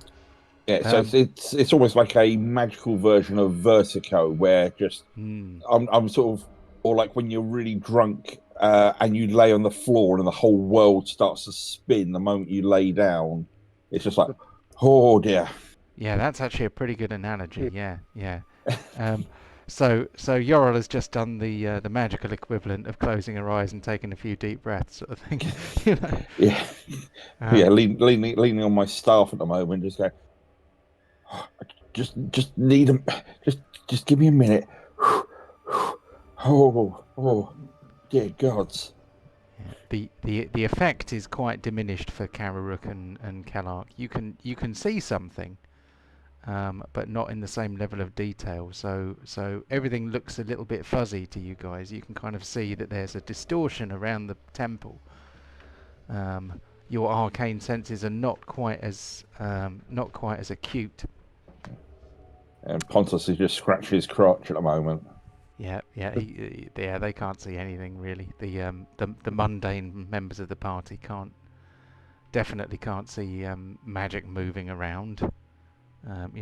Alive in the world and doing stuff. But yeah, it's pretty magical. Is Tyr still with us? Yeah, she's around somewhere. She's like, all right, floating about. Hey guys. Why are you just standing here? What's up, Yorl? This is overwhelming. I just needed a moment just to compose. I've never experienced something like this before. Oh. Yeah, obviously Oh, I you should.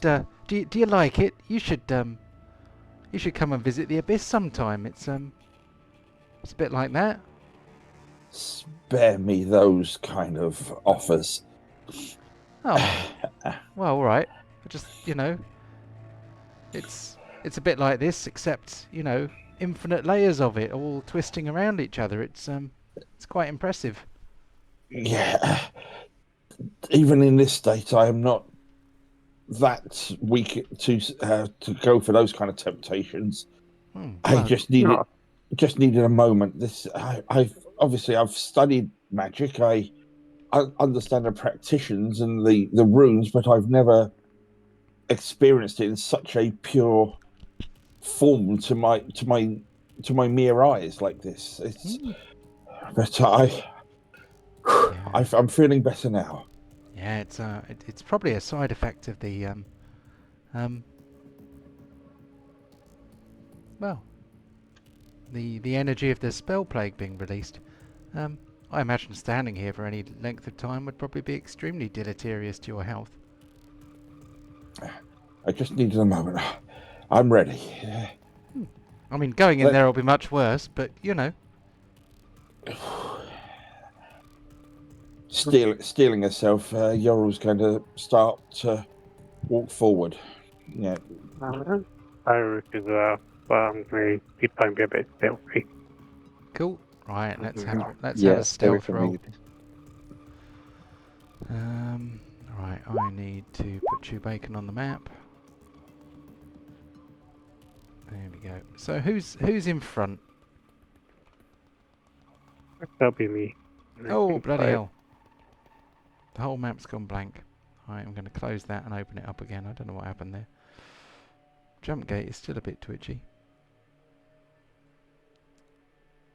I probably did something weird.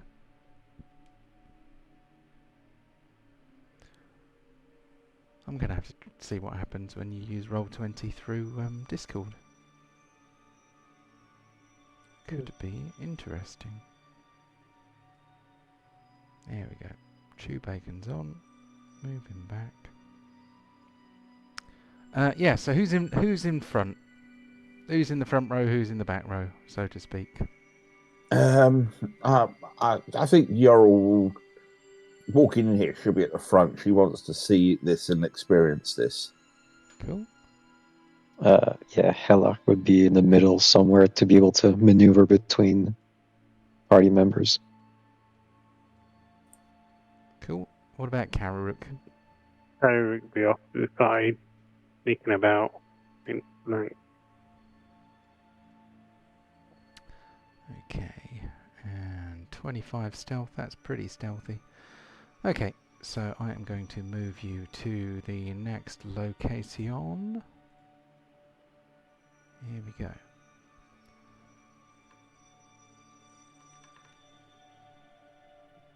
So you find yourselves within what was once the Cathedral of Mystra.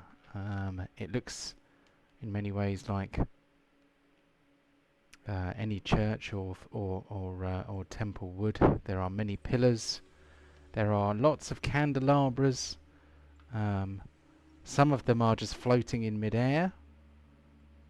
Some of them are some of them are kind of standing on the floor or attached to walls. But gravity seems to have stopped working as it normally would in this room.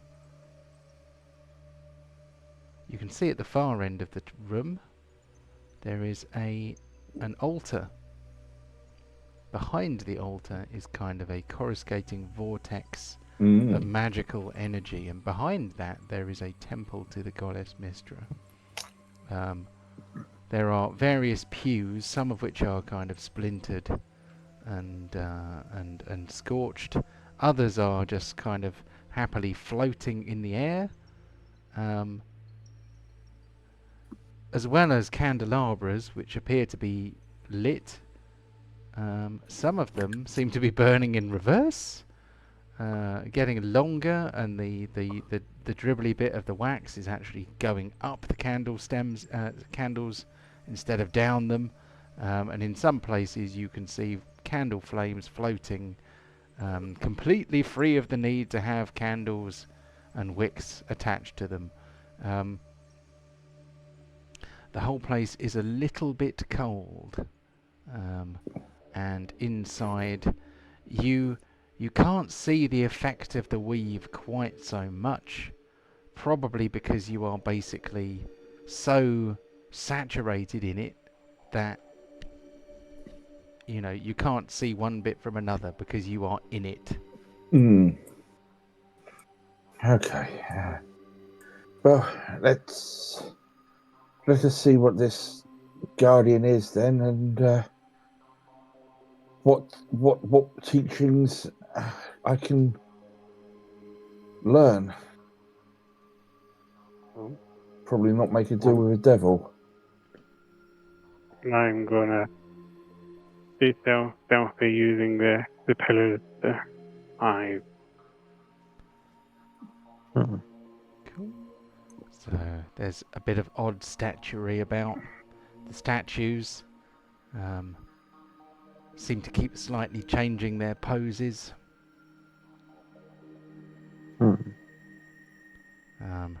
The temple, sorry, not the temple, the altar, a bit cracked and scorched, has some sort of holy book on it, a number of, a couple of scrolls, and there's also kind of candles there. It looks like there ought to be some kind of wind caused by this vortex, but the items appear to be unmoving.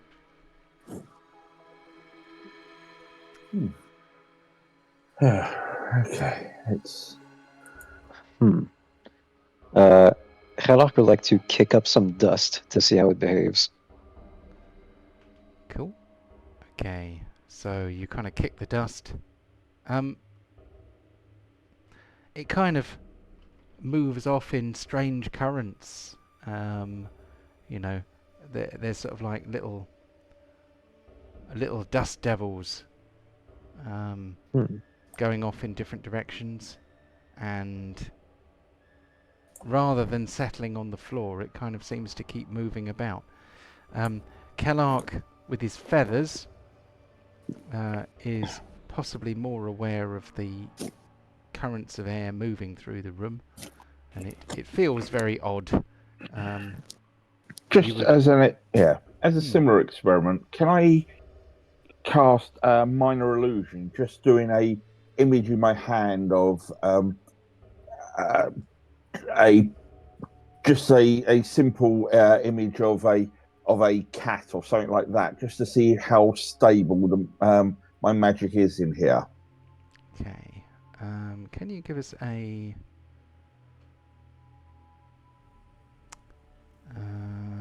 your spellcasting ability modifier is intelligence, isn't it? Hmm. Spellcasting ability is intelligence. Can you give us an intelligence roll? Just a roll, not a save. Um, I'm just checking which one I click on. That's all I'm asking.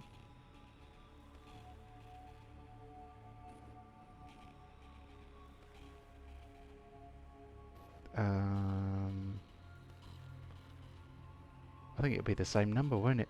Probably for you. Well, no, because if it's a save, I've got proficiency in intelligence saves. That's why I'm asking the difference. Oh, right, I see. Yeah, make it a save. You also get a +3. 20. Okay. So yeah, the illusory image of a cat appears, but it kind of flickers a little bit and is definitely distorted by the much higher than usual energy field in the room.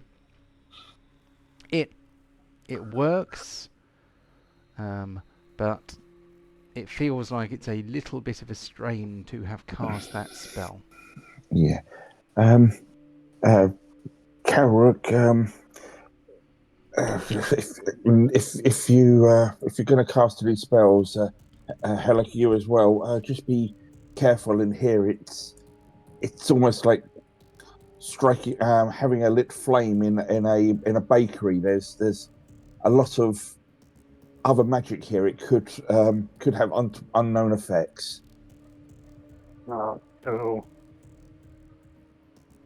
yeah, I will take that warning. No, just look over.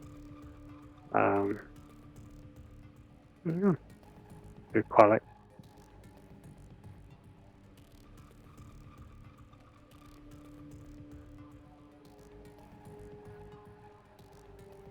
Speaking through the benches. And I'm just going to wait here until everyone catches up so I can see things swirling. Yeah, I'm just slowly walking up, just keeping an eye out. But those documents and everything on the altar right in front of me are looking sort of quite potentially alluring. I know as a player, it's a giant red button, but I want to press a button.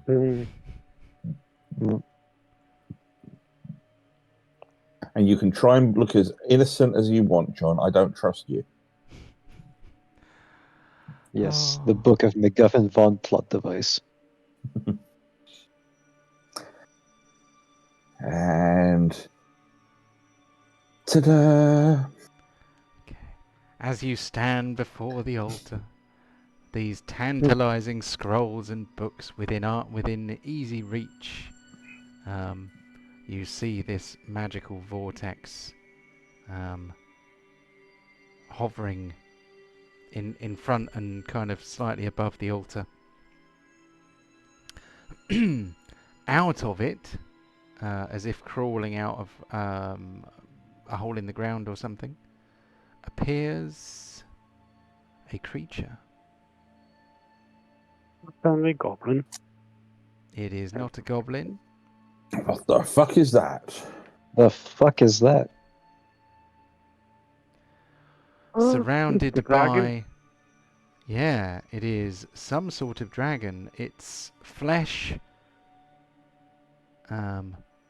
has a strange shimmering translucence to it. It has a pinkish purple sort of colour. you recognize the heat and strange energy coming off it, in much the same way as the plague-changed creatures that you met before. This one has glowing white eyes and what look like dancing lights kind of floating around it. It seems to be a fusion of draconic might and arcane sickness. Its once glorious scales are cracked, and glowing from within there is a sickly molten light.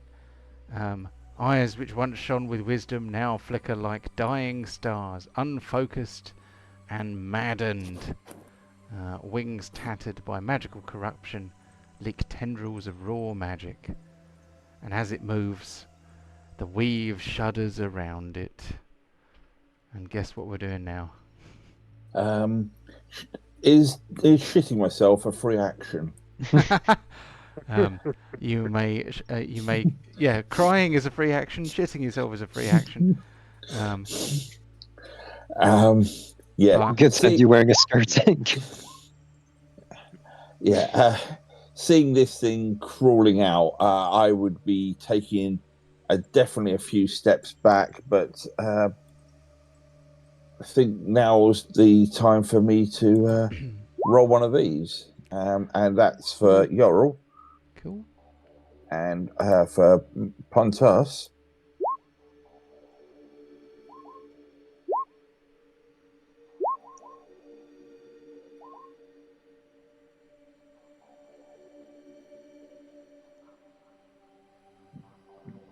A 16. I'm only the third fastest in the party.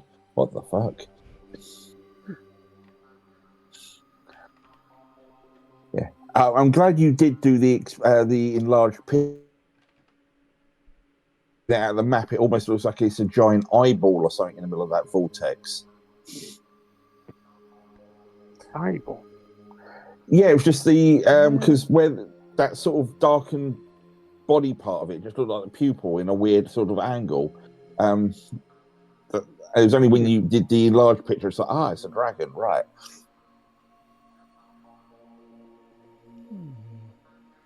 Right, one thing I need to look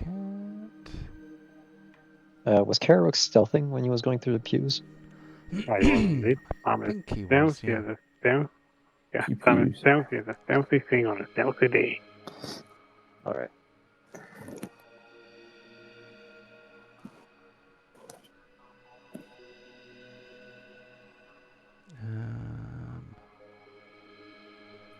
Right, that one there, and then we just quickly look at this thing here.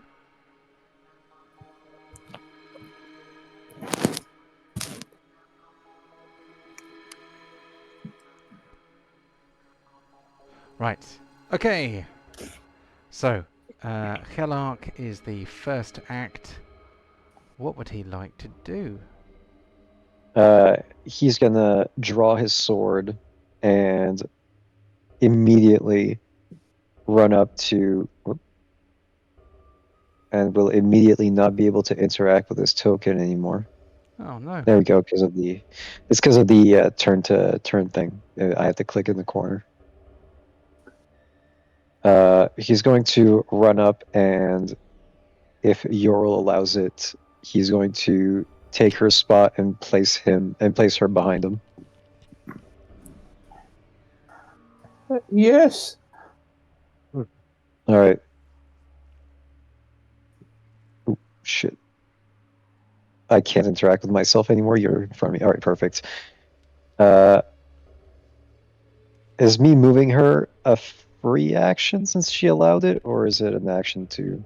It's not an action to gently steer an unresisting person behind you. It might be. No, you can do that. That's fine. All right.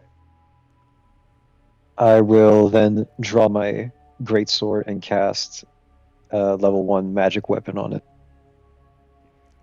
Cool. Can you chuck that in the chat? Oh, I It's not what we're supposed to do. What does it mean?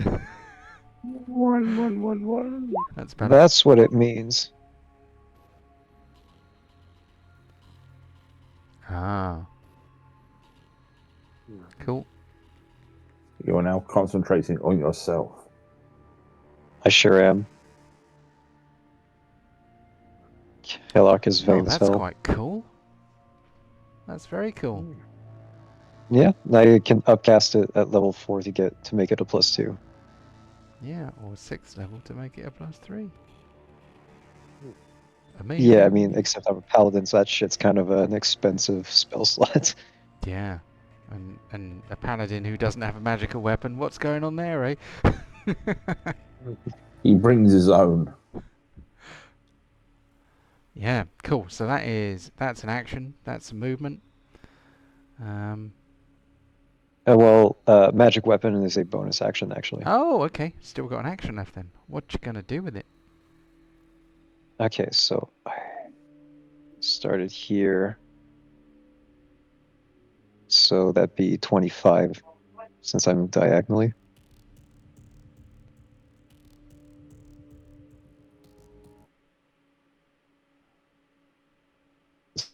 I think diagonals in D&D still just count as 5s, don't they? Yeah.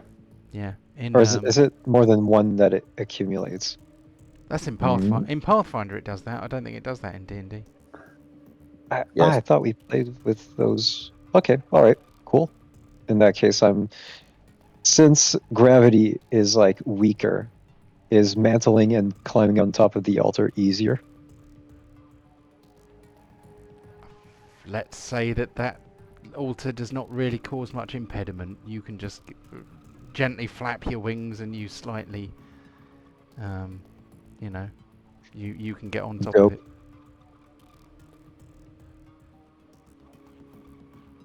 All right, you big bastard! Time to see what you resist. Am I in range right now, or do I need to move it up again? So how far have you gone? Because that's the portal thing that's mostly concerning. I have 35 feet total. So the edge of the token is there. So it's You're still 2 squares away. yeah. Shit. All right. Well, in that case, I'm just gonna face the beast. Cool. So I really don't have anything else. are you in flight? No, I redonned my armor when we were in the infernal shop. Cool. Right, you are not in flight. Cool. So have I got this right? I don't know. So,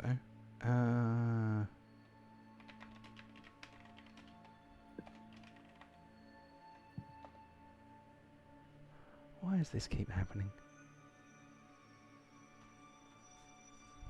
Yeah, it is. Okay. So, on initiative count 20.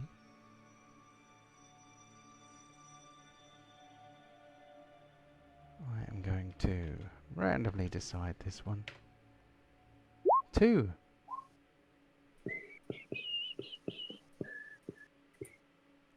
So, gravity seems to lurch a little bit. And all of you feel like gravity is pulling you slightly the wrong way. But, given that none of you are...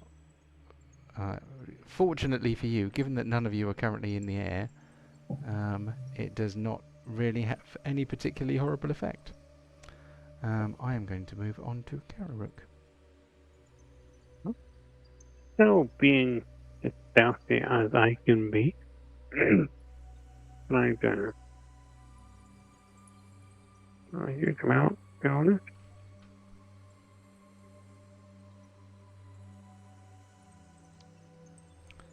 That wasn't a question, was it? Then, I'm gonna do something. Gonna do a what? Oh my god, this is intolerable. What's wrong with your microphone? I don't know. I'm going to run up here and be stealthy while I'm running up and hiding. So if you Stealth. if you are hiding, give us a stealth check.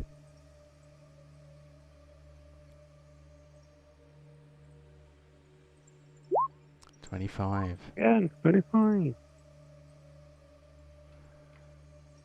So let's very quickly check a thing. Ah. So Kararuk attempts to hide. He does not know whether he has succeeded or not. He is fairly confident in his general ability to hide. So that could have been a cunning action, couldn't it? So you can do that as a bonus action. Do you have an action? I'm going to say no, because if I do an action, it's going to see me. Cool. Okay, let's move on to Yorl in that case. So, before you get started, Mm-hmm.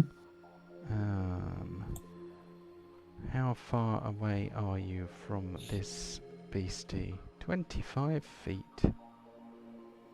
Oh, if you were slightly further away, this wouldn't be a problem. So, you are starting your turn within 30 feet of this creature. It has an aura. So, can you please take an intelligence or wisdom saving throw? Your choice. Come on, dice roll.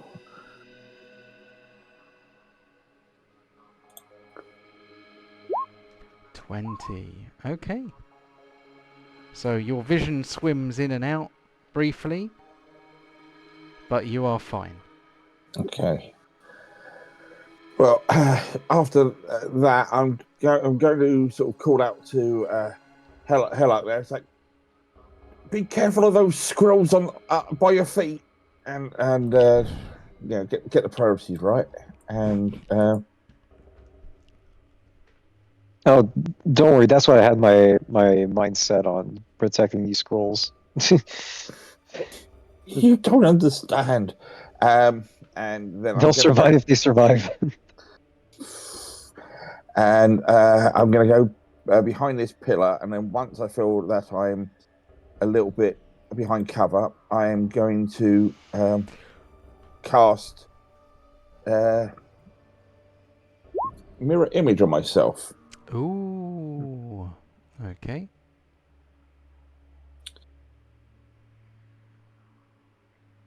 Cool. So, movement, action. Any bonus actions? Not at the moment, but I'll find a suitable token, just put something on there to remind myself what's going on. I don't know why I've got a blue dot round just above my token. I don't know what that's about. But, That is for rotating it. Because you remember it used to have a little stick with a dot on the end of it. Right. It's okay, that makes... It's now on the corner. Okay, fair enough. But yeah, I am done. Cool.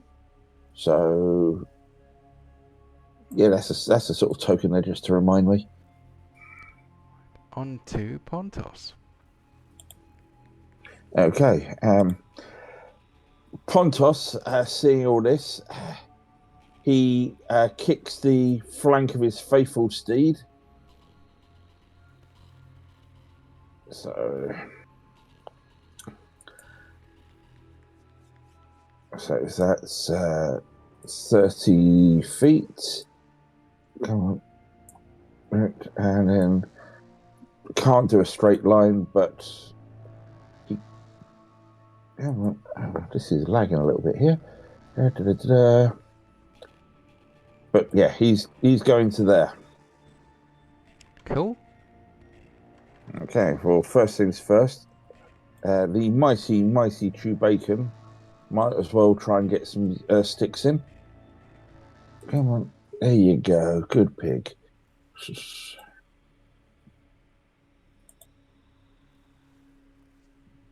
I've got a whole thing of no attributes found.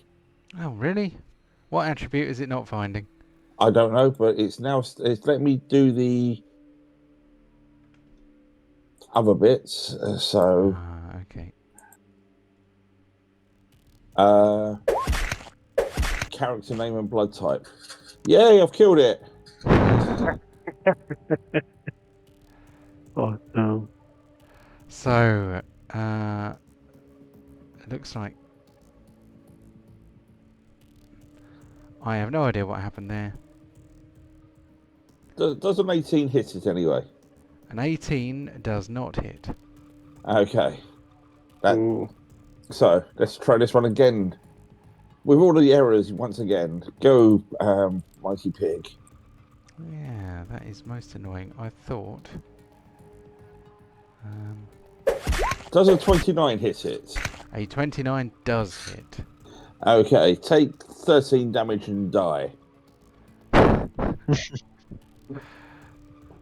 So we shall take some damage. Chewbacon feels like this may not be a fully effective attack. Chewbacon doesn't do magical damage, does he? No. No. He's just magical in the eyes of Pontos. Oh. Right, I'm going to see if I can work out. Oh.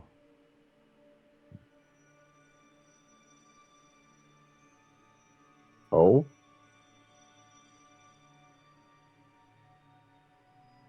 Okay.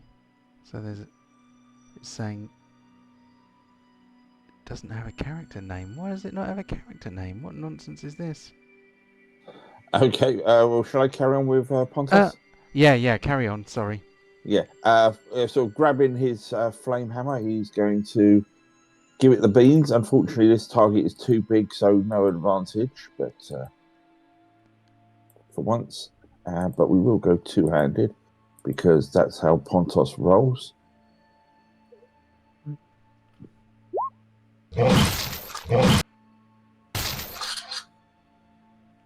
So 27 is a hit. Mm-hmm. So he has managed to stay on his feet. Okay, We that have is some good. damage, so we are going to have some of that damage. Okay, and he'll give it another swing with his mighty hammer.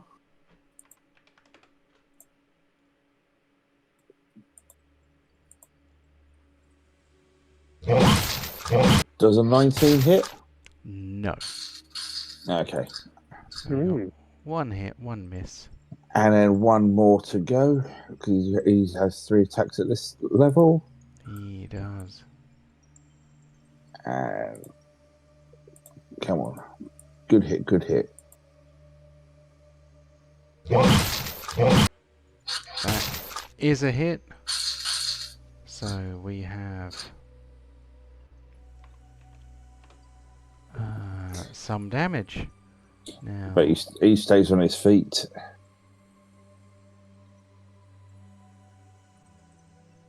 so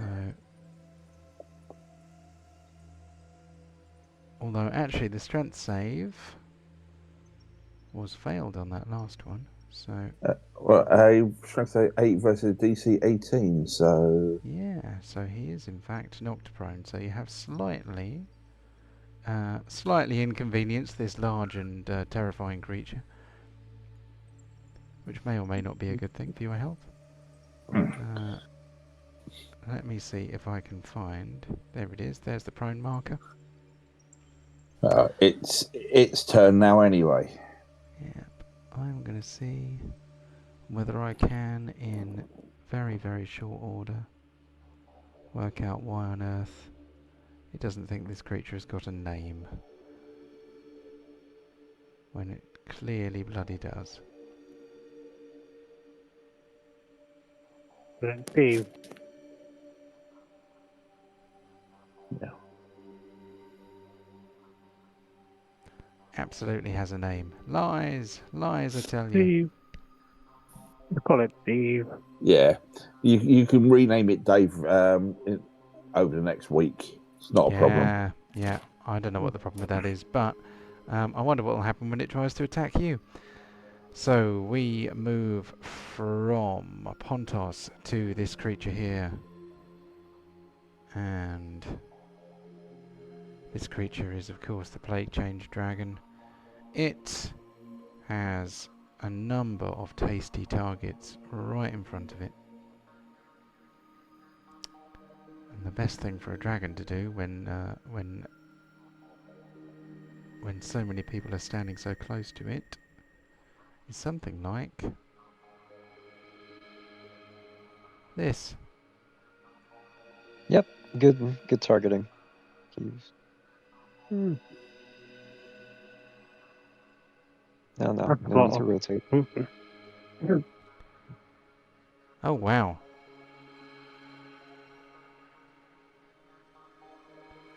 Remember, kids, don't take drugs. So that is going to get... Damn, he's sending us a rainbow road. Yeah, that's going to get a lot of you. That was always very trippy, Rainbow Road. Yeah. Oh, The only memories I dear. have is my dad beating my ass in Mario Kart 64. Holy shit. Pizzas, a load of beer, and battle on the phone. Fuck me. Is Ural behind cover? Okay, right. Great. Painful. Oh, Okay. I'm getting a lot of delayed sound effects coming back to me there, which is a bit weird. So, can I please have some dexterity saves for Yorl, Kalark, Chewbacon, and Pontos? I'm going to use my inspiration to re-roll that. Please. Because a 10 is nowhere near enough. Yeah, I'm gonna use mine too, because that shit's gonna... Actually, yes, I will use my inspo. Yeah, my... Okay, 72. Ouch. That's... Okay, come on. Big roll, baby. Big roll. Shit. Oh no! Okay, Are we gonna have a Hellark is... TPK? Hellark is the happy owner right now, very happy owner of a certain item that's gonna save his ass. Ooh, what's that? He is the happy owner of a Brooch of Shielding, which gives him resistance to force damage. Oh, cool. Okay, and then for Pontos... So 72 divided by 2. and then your 36. bonus is... Okay, Yep. Pontos, even with your aura, doesn't save it. So minus 72. Ow. So with my inspiration, I know Euro use hers, but can I give mine to Euro so she can try it again? Not that loud. You can gift your inspiration to someone else, yep, if you want to. Yeah, I'll do that then. Okay, I'll just do True Bacon first. Fucking force damage is evil, though. God damn. Okay, True Bacon no like.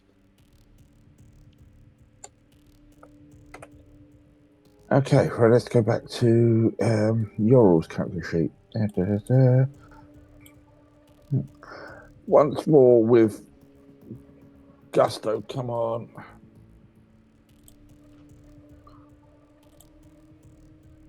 So 50. It was 13. No, still not enough. Oh, you're I can. Yeah. So sadly, we all copped a bad dose on that one. Oh, that was painful. Wait, what? 20d6? Holy shit. Ah, it is but a scratch. Oh boy. And on a failure, one random spell they have prepared is burn from their memory. So, Yeah, how you do you... get you get to take an Arcana check to avoid it though. Okay. Okay, let's try and do that.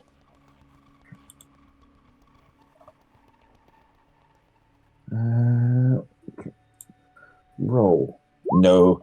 Okay, so Oh dear. Okay, how do we randomly decide? Roughly how many spells have you got?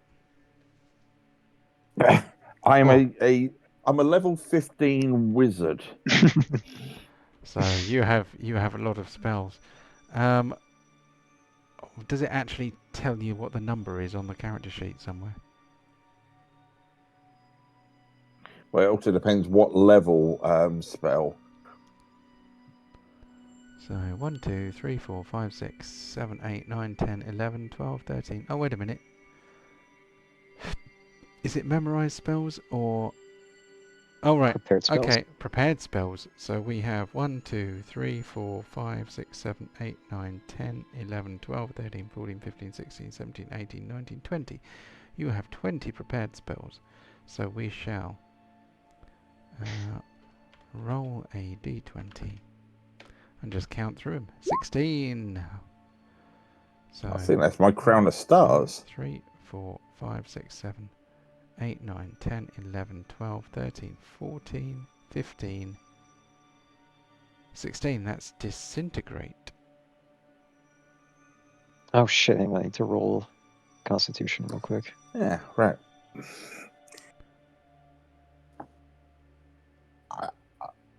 I didn't want to cast that anyway.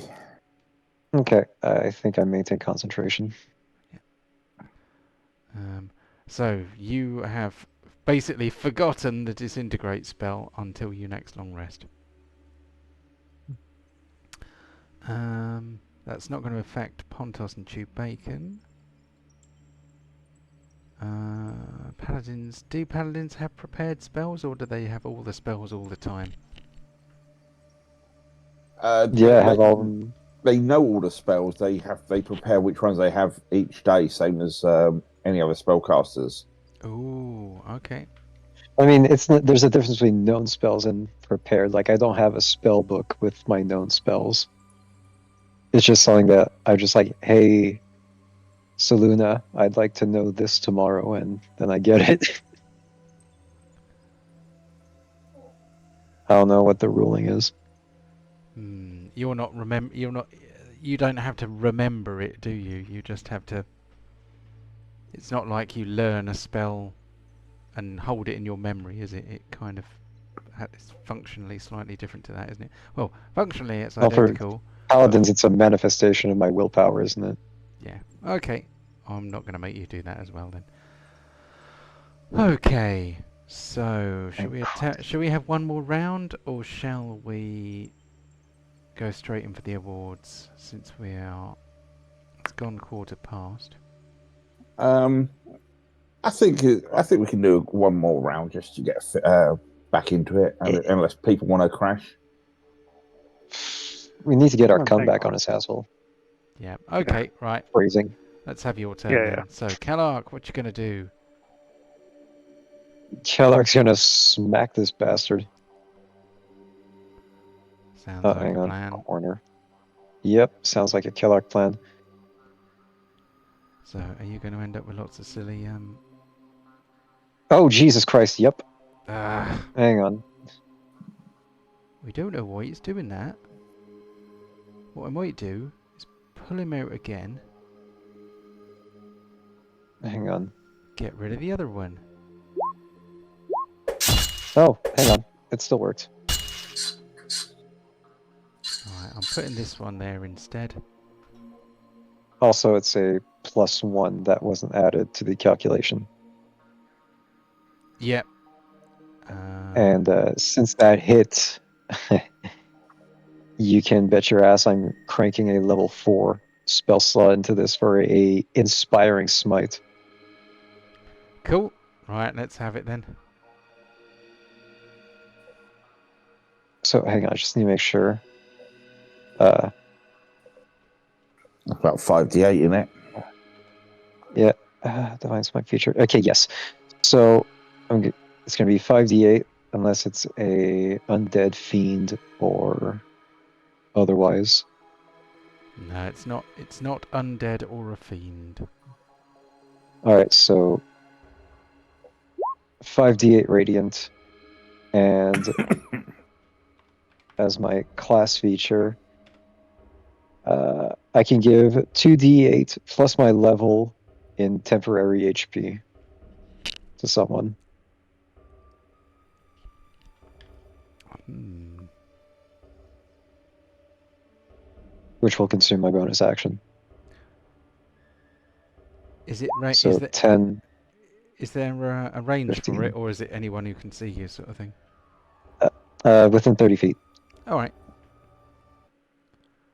So that excludes Yorl at the moment. So that's going to be Pontos Yeah, I'm gonna or choose Tubacon, isn't it? Pontos. Cool. Yeah, I'm gonna get Pontos back up by 25 total. Cool. So he's got some Temp HP. Yep. temporary hit points. Groovy. Okay. And let's go for a second strike. Maybe this one will work. Yay! Oh, nice. +1 for the magic weapon. Yep.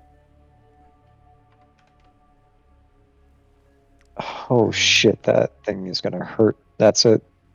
That's Kellock spent. Cool. Okay. And I am going to roll a dice. 1. What was number 1? I must remember, whenever it does that thing where it can't find the character, I just need to bring the token out again. I keep forgetting that. Ooh, okay. So I have this table, which is the Wild Magic Surge table.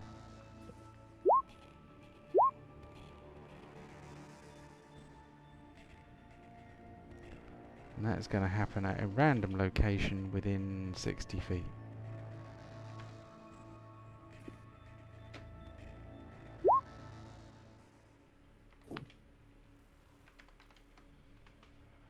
Okay, that does not have any tangible effect on this battle. On to Kararuk. Well, I'm stealthy at the moment, so I'm gonna. Why can't I move him? So, I can't move him. you can't move him? What? Well, why ever Oh, not? there we go. There we go. There we go. So I'm gonna run in. How big is this thing? Oh. If you want melee, you need to be 1 closer. Oh. Okay. Oh, bloody hell! Oh. I forgot about the aura thing. What the? So, did you start your turn within 30 feet of it, Kararuk? You did. Can I please have an intelligence or wisdom save, your choice? Oh, from Carrie, Yes, please. oh, you here. Intelligence or wisdom save. Which one is the best? Oh, intelligence.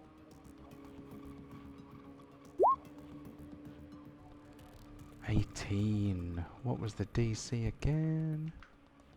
3. 3. Oh, you'd be lucky. So, Weave Tainted Presence, DC 19. So, you are hallucinating. You are having weave-induced hallucinations and reality distortions. So basically, a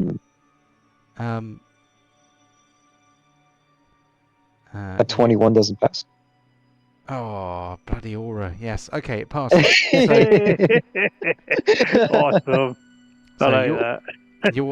your vision swims for a little bit. Then Then I can see Quaylark clearly in my mind, and everything comes Yep. to a nice even rest. I'm like, yeah, boy. Yep. Yeah. Seeing me just inspires you to do better.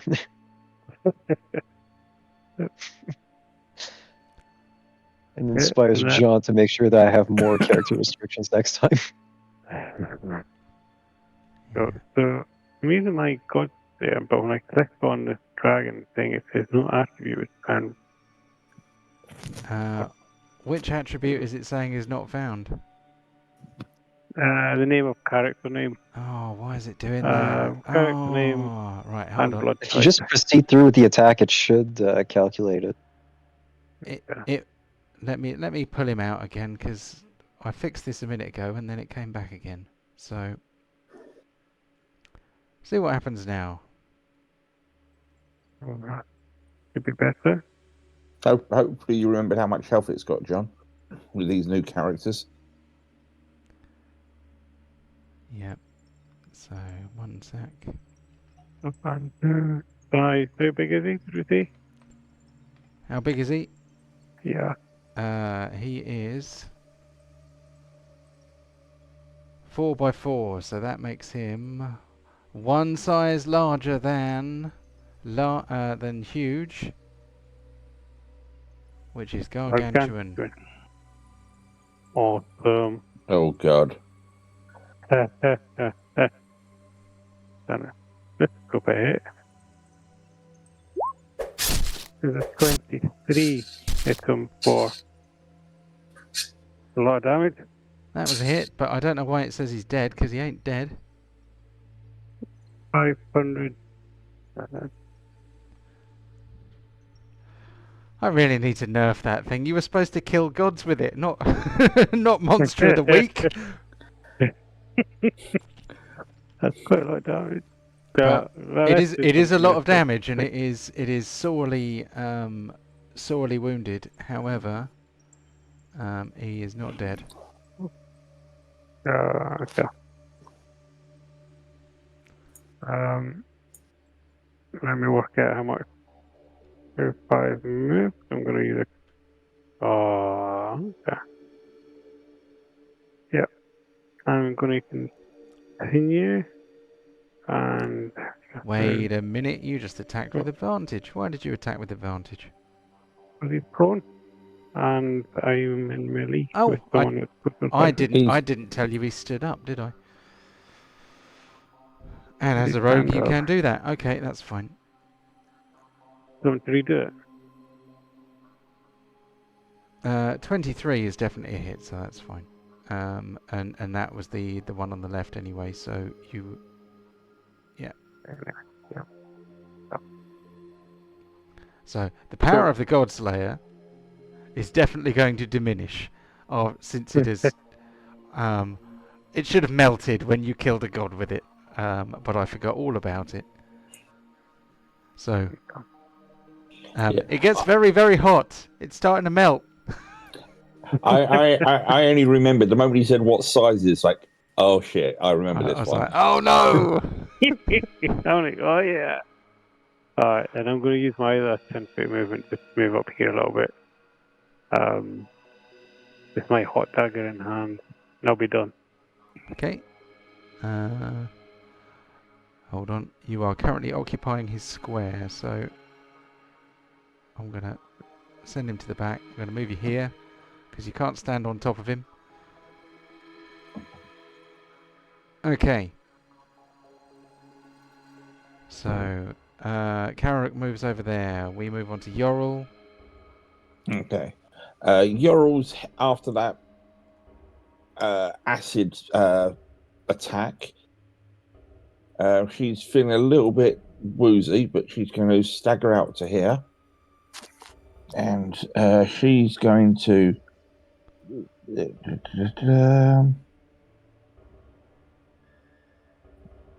Where is it? Just for now, she's going to keep it simple and just do a firebolt on this target. Cool.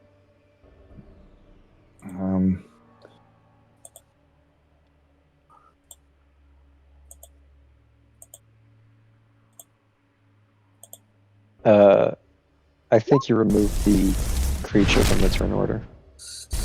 Oops. He had a turn order of 5 anyway. Yep.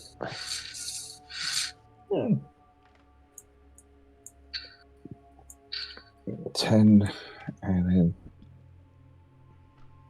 20. 20 and then 30 just to get right behind some cover there after that. And Yeah. that's all she's going to do. Understandable. Mm. Okay. On to Pontos in that case. Okay, well, Let me pull the token out again. Because Dirty boy. that seems to temporarily at least fix the problem. Why is it not letting you use #HP? Next, you'll be wanting me to do an intelligence or wisdom save. Ah, I need to make it so that everyone can use it. There we go. Or do I need to make it visible? Shouldn't need to make it visible. Oh well. Yes. Intelligence or wisdom save, please. I forgot to do this to Kellark earlier. And I'm not going to retcon it at this point. So, Pontos, surprisingly, does not start hallucinating. You cannot attack what isn't there. Yep. And then the pig. Yep, he's hallucinating. Well, it's a dirty 20 because of Kellark. Oh, okay. Neither of them are hallucinating. They are not imaginative or intelligent enough to hallucinate when they can see magic. They're just like, don't know what you're all talking about. It's all fine. Mm-hmm. My brain is too smooth. Your spells glide right off. You've got to know Pontos well then. So, excuse me, coming through. Don't mind us. And then we'll just go around to there. And I'm just starting to sing "Don't Stop Me Now" as we do this.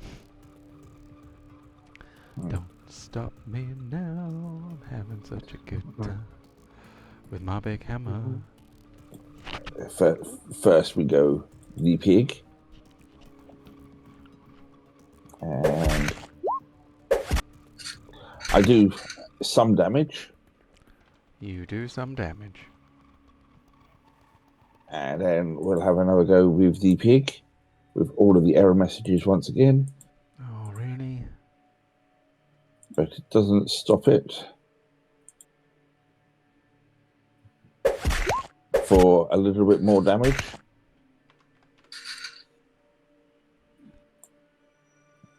And then the big boy swinging his hammer.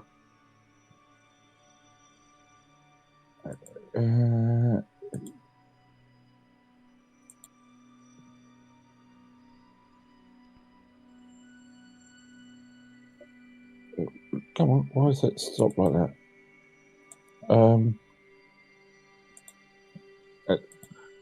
Is it crashed or something?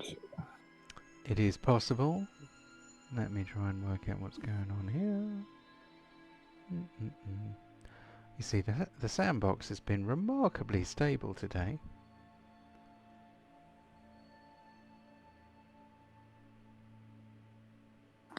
Seems to be on, but I will restart it anyway. I blame it on user error.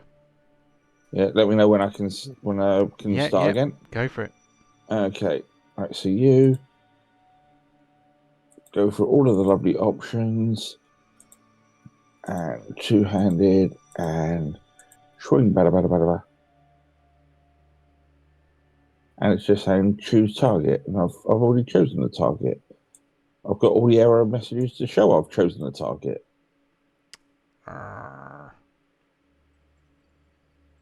Very annoying.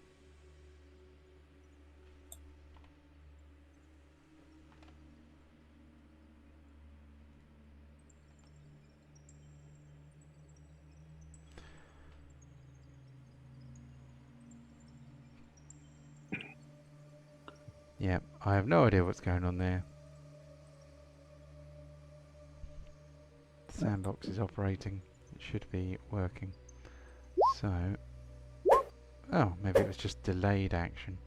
No, I've just done that attack, so Just that did was it a again. miss. So it's attack number 2. Oh, I think I know what it is.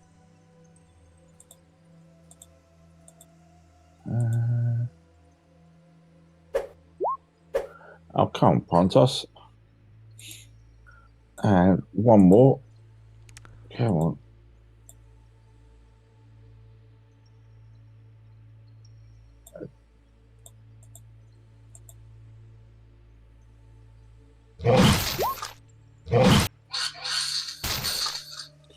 Oh, I Three. knock you down. I knock you down on the last attack, so I don't get advantage on anything else. Of course. Oh, in fact, you know what? Because of that, I'm going to use my action surge. Oh no! Here it comes. If I have one, let's just make sure, because there was the fight before. Yeah, action surge. Let's just get rid of that. Right. So let's just do some more thwackings. Advantage now.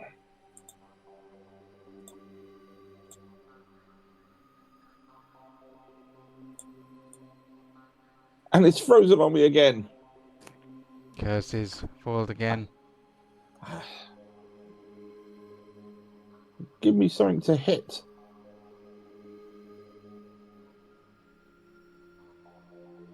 Let's just try once more. Oh, okay. Well, we'll wait. We'll wait. You would have had advantage anyway because you're flanking. It's not quite flanking, I don't think. Well, it's opposite sides of the token. I wasn't sure, so I wasn't giving it to myself. But I've definitely got it now because he's on his arse. So accept this.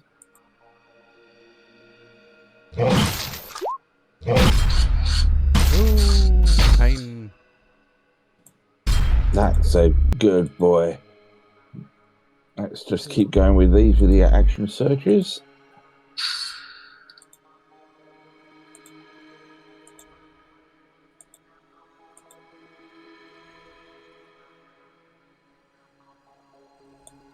Oh, fuck's sake.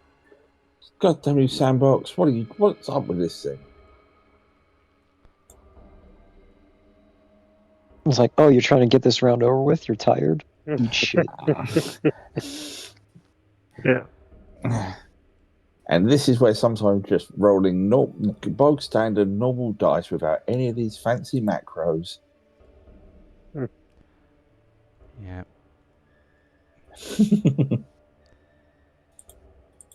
Keep it simple.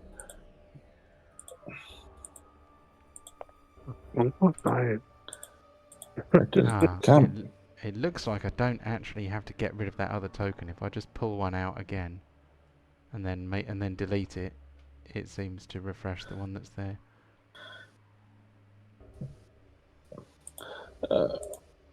Come on, just accept it. I'm going through all the options. It just won't then do the last little bit of rolling the dice.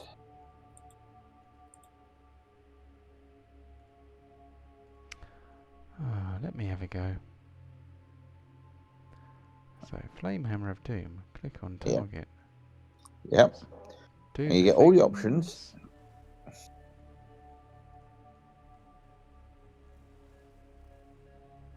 Yeah, definitely user error. Fuck off.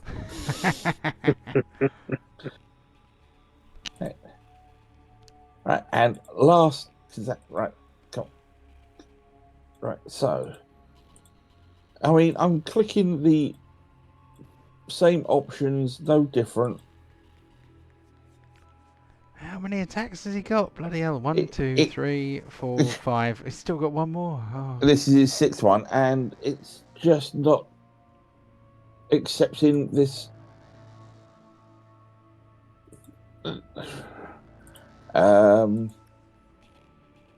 Skynet seems to fear me or something here. I don't know what's going on. Come on. Definitely user error. Yeah, totally. The fact that it's the interface. No, it's just I've just done it twice now, and it's just not accepting it.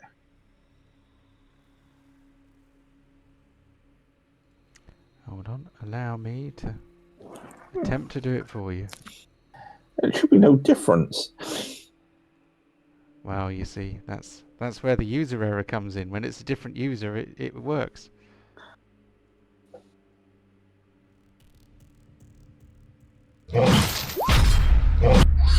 What can I say?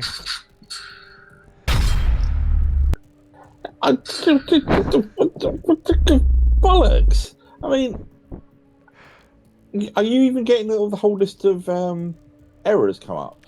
No. No, It's it's stopped doing that now. It isn't for me. I'm getting it every time. Oh. Because I was getting that intermittently.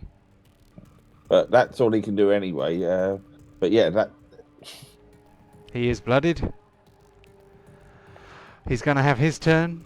Mm-hmm.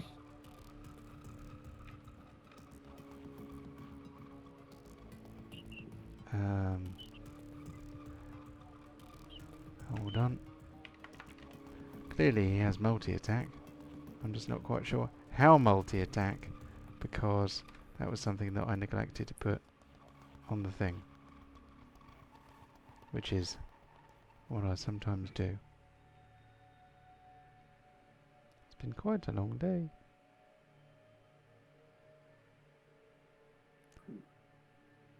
Multi-attack. 3 attacks, 1 with bite, 2 with claws. What about the tail? Anyway. This is what happens when you make up your own monsters. Somebody's getting a bite. I shall decide by random chance who's going to get chompies. 1. I was going to go from left to right, so that's either Chew Bacon or Pontos. Pontos can choose to take the hit for Chew Bacon. Yeah, it'll go for Pontos. Okay. So, Chompy's coming. So, no cover. Obviously, the Plains Dragon stands up. So, he is no longer prone.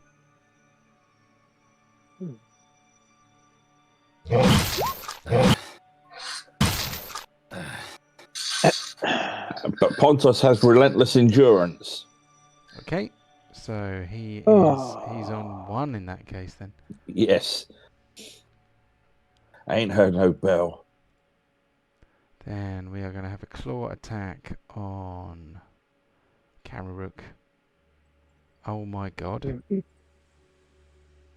That created many errors. Oh For boy, how tough is reasons Kararuk? unknown.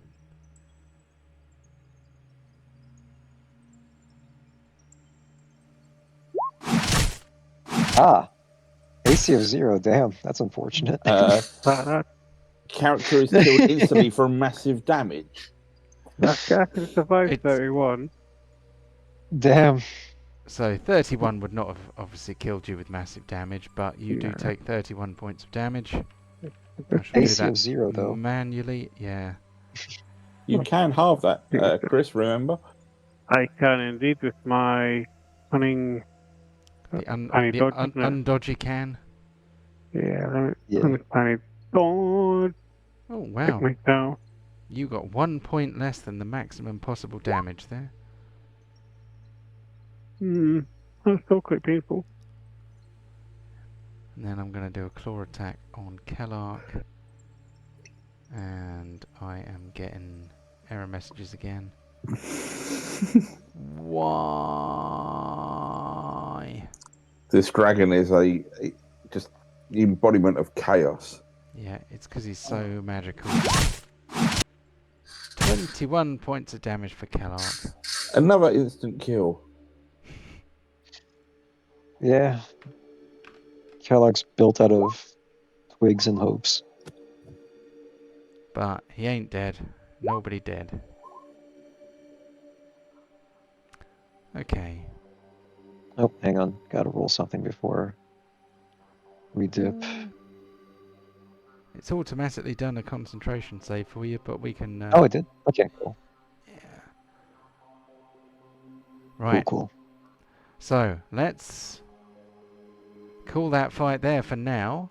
Mm-hmm. Let's rapidly do some awards. So today is the... I need to copy the list from the top. Scroll Oh, yeah, to the and bottom. about Snowfall, I'm getting 5 centimeters within 4 hours. It just doesn't Ooh. stop. There you go. Then make the awards visible. Tactical Genius! Do we have a Tactical Genius today? I think Karuk for remembering you still got that bloody knife. I don't know. Okay. The next award is Kill of the Week. Well, we haven't had any. So we Or can almost that dragon. almost, yeah. Obviously, we can't have yoink either because no yoinking can occur when no death has happened. Kill from the grave, likewise, not applicable. How about damage dealer? Go on. I Yeah. suspect that might With be... with the 500 odd from one stab. Yeah. That... I think we have to disregard that one because the DM forgot about that ridiculously overpowered weapon. That I was supposed to either nerf or remove from the game after you killed a gob with it. You can Uh, sort that out between us. We can. I'll put it because of a nice 4th level smite. Kellogg did a nice little love tap. Yeah. Was it that much? Didn't she get like 50 in one hit? Don't think I got 50 in one hit, but Pontos has had multiple hits, but I think they've all been. There's a 47, but I don't know how much of that. Oh no, that was 47 on Pontos.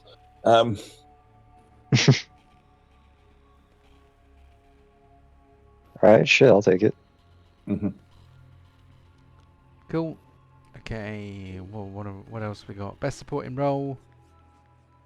I suspect this might be Kellogg again. Yeah. Yeah. Auras, baby! Yeah. That's quite cool. How about the Baldric Award? I have a cunning plan, my lord. Anyone got any cunning plans? I ran away and hid. That may be the most cunning Probably plan good of that all. you.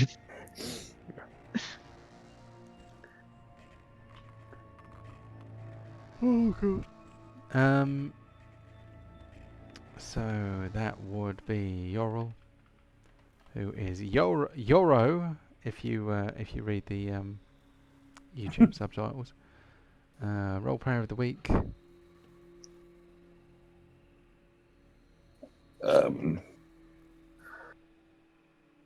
I'm gonna just put myself Yorl? forward. Or- Yeah, Yeah. talking to our nice shopkeeper. Cool. Whose side are you on? Okay, we haven't really had any friendly fire. So I didn't want to start the first session with throwing a fireball straight in. But friendly fire is definitely the funniest fire. Oh, always is. The Pincushion Award. So who got decked the most? That has absolutely Pontos. Pontos, yeah. Here we go. We have a set of awards. Hooray! So, Cool. and we are back after quite a significant hiatus. It is my sincere intention to not have any big breaks like that again. So hopefully we will make some headway. More of the same next week. Yeah, no worries. Alrighty. So I'm off Okay. to bed. Have a good evening. Yeah, thanks Have a very good much. week. Thank Yeah. you. No, good fun. Cheers. Cheers. Yep. See you soon. Bye. Good night, Take it guys. easy. Bye. Have a good night. Night all. Enjoy the snow. Go snowman. I won't. See ya. Right, take it easy. Bye bye.